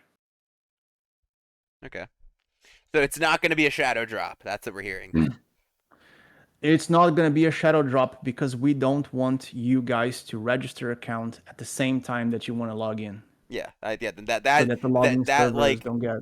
yeah, Yeah, that is one of the worst things. I know Ashes of Creation did it, where you logged in and you had to all like they link you to their website, make an account on the website to play the game, and it literally was just not playable for like hours because it was just down. yeah. It was So just yeah, we're it's just gonna like terrible. water that down so that you pre-register, and then we'll also give the Patreon rewards during Yeah. that time. So, for example, if we open a week before, so we give all the rewards. Let's say you, Todd, has been on Patreon for a year. You're gonna get a year plus a week of premium, Mm-hmm. and then plus the visual rewards, and yeah, that's it. Like it's really looking up. It's looking good. I can't jinx it now. I can't get too excited, but it's looking up. All I want from you guys is patience. That's all I want. I mean, we're ready. Um, We've been waiting 1 to 3, so we got 1 to 3 more in us. So we're excited. That's for sure. But I know this it, last test. I was at work. I work like 12-hour shifts, right? And I go in at 6 and I get off at 7, like in the afternoon. It was like 8 o'clock, and okay. I looked at my phone and I see just everybody's like the PvP test is out, and I'm like, there's no fucking way that this shit just happened. I'm at work, and I had to wait like 10 hours to get home to play the game, and I was depressed. But yeah. Oh, you couldn't play because of your work. Yeah, no, I was at work, so I couldn't Oh, play until that I got sucks. home. Yeah, now I was like, I Uh, mean, it wouldn't have changed, like had I, had like I not, or let's go, like I don't know, like if I had known it was coming, it wouldn't have changed. 'Cause I still would have had to work, but it just randomly popping out, and like yeah, it was just it was a whole thing. So yeah, yeah, it's good I to know. I'll know about apologize it in for that. advance. No, it's good because I'll be able to take time off this now if I know about it in advance. The thing is, the PvP test was not supposed to be a big event because, um, like I said, we wanted the gradual increase. Yeah. So we did that. In retrospect, we could have done it a little differently, Hmm. but yeah, I understand now why it went the way it did. I think a big part of it too, like you talked about, like not like as many people playing it or testing it, is I mean one thing. I mean it wasn't meant for new players, like you guys said. So like loading into the test, there's a bunch of random items. And I will say this, like I don't want to get too much into it, but I feel like the layout of it was also kind of annoying. Like if I want these items, so I've got No, it to. was super annoying. It was I'm very not, it was a stuck. pain in my ass, bro. I'm not even gonna lie. It Like I was have to very log onto this stuck character, throw my bag on the ground, log to this character, throw a bag on the ground, log on this character. because Yo, can I somebody didn't drop me a want to plated gauntlet, spend. man? Like I it was didn't want to rough. spend too much time with it. I didn't want to waste my time with it. Yeah, no. That's the truth. Like I could have done it like super clean, but I was like, nah, whatever. But like I don't care. Yeah. Like just do this really quickly because we need to finish the game. Yeah, no, I Like feel you. that's what matters. And then like a lot of people, like I know, like Repose talked about it. It's like like you get everything and then you walk out and there's just 3 people that are level 80 sitting there that insta kill you and you don't even get to try anything. And it's like, oh, Yeah, cool. Well, that sucks. Well, I get off and hope get off and hope they're not on later, effectively. yeah. And It's I think it essentially happens to a like lot of a people. Blood Moon simulator, I guess. Yeah, kinda. I mean, when I like PvP, like when I had fun, like I killed a bunch of people, I got some footage from it, made videos, so it was definitely something. Mm. But I mean, if it did what it was intended to do, regardless, I mean, works, I guess. If it works, it works. It did work, and it was pretty good actually. Like I, for the first time in a really long time, that was not a mountain of feedback. I've read everything, and it's actually kind of like whatever. The feedback is just like, I like this. This one I don't like so much. This one I like. This one I don't Yeah. like so much. I'm like, great. I love this kind of feedback because last test was like, dude, you have to rework the whole game. Yeah, the, I mean, the whole a lot thing of people are like sucks. that. They're just, just yapping, just to And this, yap. yeah. And this time around, it was like just a few tweaks here and there. Ed, it's like, oh, okay, I like that. Like, oh, I'm not used to this. That's great. But yeah. Oh, all right. Well, that's actually everything I had to talk about. I literally have no more questions. Oh, We, that's yeah. okay. I mean, that was literally like two Awesome. and a half hours. I think that was a lot. Oh. Yeah, no, we've been Was talking for it? a while. I don't know exactly how long, but that is unironically been, I think, it might have been a bit longer. Hold on, let me see if I can look. Let me check my. It was a good talk. Yeah, It no, was a no, no, good no. talk. We covered everything. I did not expect to cover as much as we did. We covered basically everything I had to cover. Let me That's see. good. How long was it like? So I was making it. Yes, it's been about 3 hours, give or take, because we started at like three. We started about 2 hours and 50 minutes ago. So yeah, it's been a lot. I mean, like I Okay. said, it covered a lot. I mean, I like it definitely. There's a lot of information here that we got that I'm very happy to have received, especially stuff like the forging stuff that I finally know the answer to, and the Ring of Fire, which I must go find before anybody else does. It is findable, Yeah, and you that's don't even need to kill a monster. yeah, That's the no, that cool that part. upsets me even more, which means that means I've missed it every. I've walked past it 100 times and I've missed it every single time. That's just a Yep. fact. Hundreds of players walked by Yep, hundreds of times. yep, that means it's in Basil right there. That's the first clue, guys. Go find it. Well, so if that covers everything, Yeah, I've got uh, nothing else unless there's anything else you want to add or say or talk about. What's up, Aches? W Mage hater. Nerf mage. Based. Hey, no arguments for me. I just want to say that I really appreciate it. I appreciate all the passion towards the game. I think that's very cool. I think I care about that more than anything else. Hmm. I don't really I don't really care too much about all the hardships and how long it's been taking for me to get here. I care way more that you guys like the game. I think that's very cool. Oh yeah, the And passion's there. yeah, That's for sure. Like we are we're gonna get there. we are ready. Trust me. We are very excited for the game release. I know there are a lot of people out there that are very very very excited. I get like even when I'm not like playing Apogea or talking about Apogea, I have people come in my stream all the time. Hey, when do you know when the next Apogea test is gonna be? Like, do you know when the game's gonna come out? And I'm like, I don't, but I mean, I'm excited for it. Yeah. Oh. I actually talked with a bunch of friends, Hmm. and I was like, "Hey, I need testers. I need to hire testers. Do you think you can help me?" And he was like, "Yeah, I can help you. I was gonna play on launch." And I'm like, "You can't." And Yeah, they go, "Oh, well, you can't help me now. yeah." And they go, "Oh, well, I really want to play on launch." And I go, "Really?" They go, "Yeah." I go, "Okay. Then you can really help me, Yep. Yeah. unfortunately." That's Oh, by the way, it's gonna be hard to do that, I'm sure. yeah, yeah, the testers that I'm hiring, they all have to sign an NDA, Hmm. and they will not be able to play on launch, like I just explained, so that they don't leak any information. Yeah, that makes sense. 'Cause I mean, it would happen absolutely.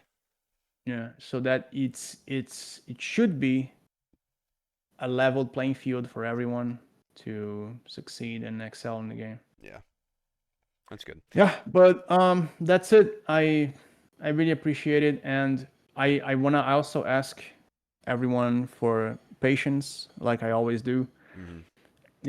I know it's been a really long time, and I know the last test was ass. I am aware of that, You mean but the PvP like I test or the one said, before that? sorry, what? Do you mean the PvP test or the one before that? Yeah, the PvP test was Oh, bad. It okay. was bad. I know it was bad. I know, and like I said before, I know it's gonna look weird. I know it's gonna feel like the game is not being developed, but it is. It really is. We're getting there. We're almost getting there. It's looking very very good. So you just need a bit more time. Time is all we need, Hmm. and that's it. Yeah, I mean, I appreciate you talking to me. Like we covered a lot of stuff. It was a good time. And yeah, and there I'm being asked like, do you still think it's gonna be by the end of this year? If you know, or is that still the goal at least? Is a That better way of is the putting it? goal. Yeah, Okay, it is the goal, it's the but goal, but it's I don't unknown. know. Yeah, but it's I unknown. don't know if it's gonna be. So hopefully it's literally only 1 to 3. Maybe it's more, but at this point, I mean, all that matters is it's coming out eventually. So that's all that matters. And when it Yeah, does, we will be there. yeah. I wanna grind as much as possible in the following months, because now that I'm safe about the mechanics, I can just Yeah, focus on what's missing. yeah. Yeah. All right. I appreciate it, man. I'm gonna hop out of here. It's good talking, as always. All right. Thank you, Todd. All right. Yep. Talk to you later, man. Later. Boom.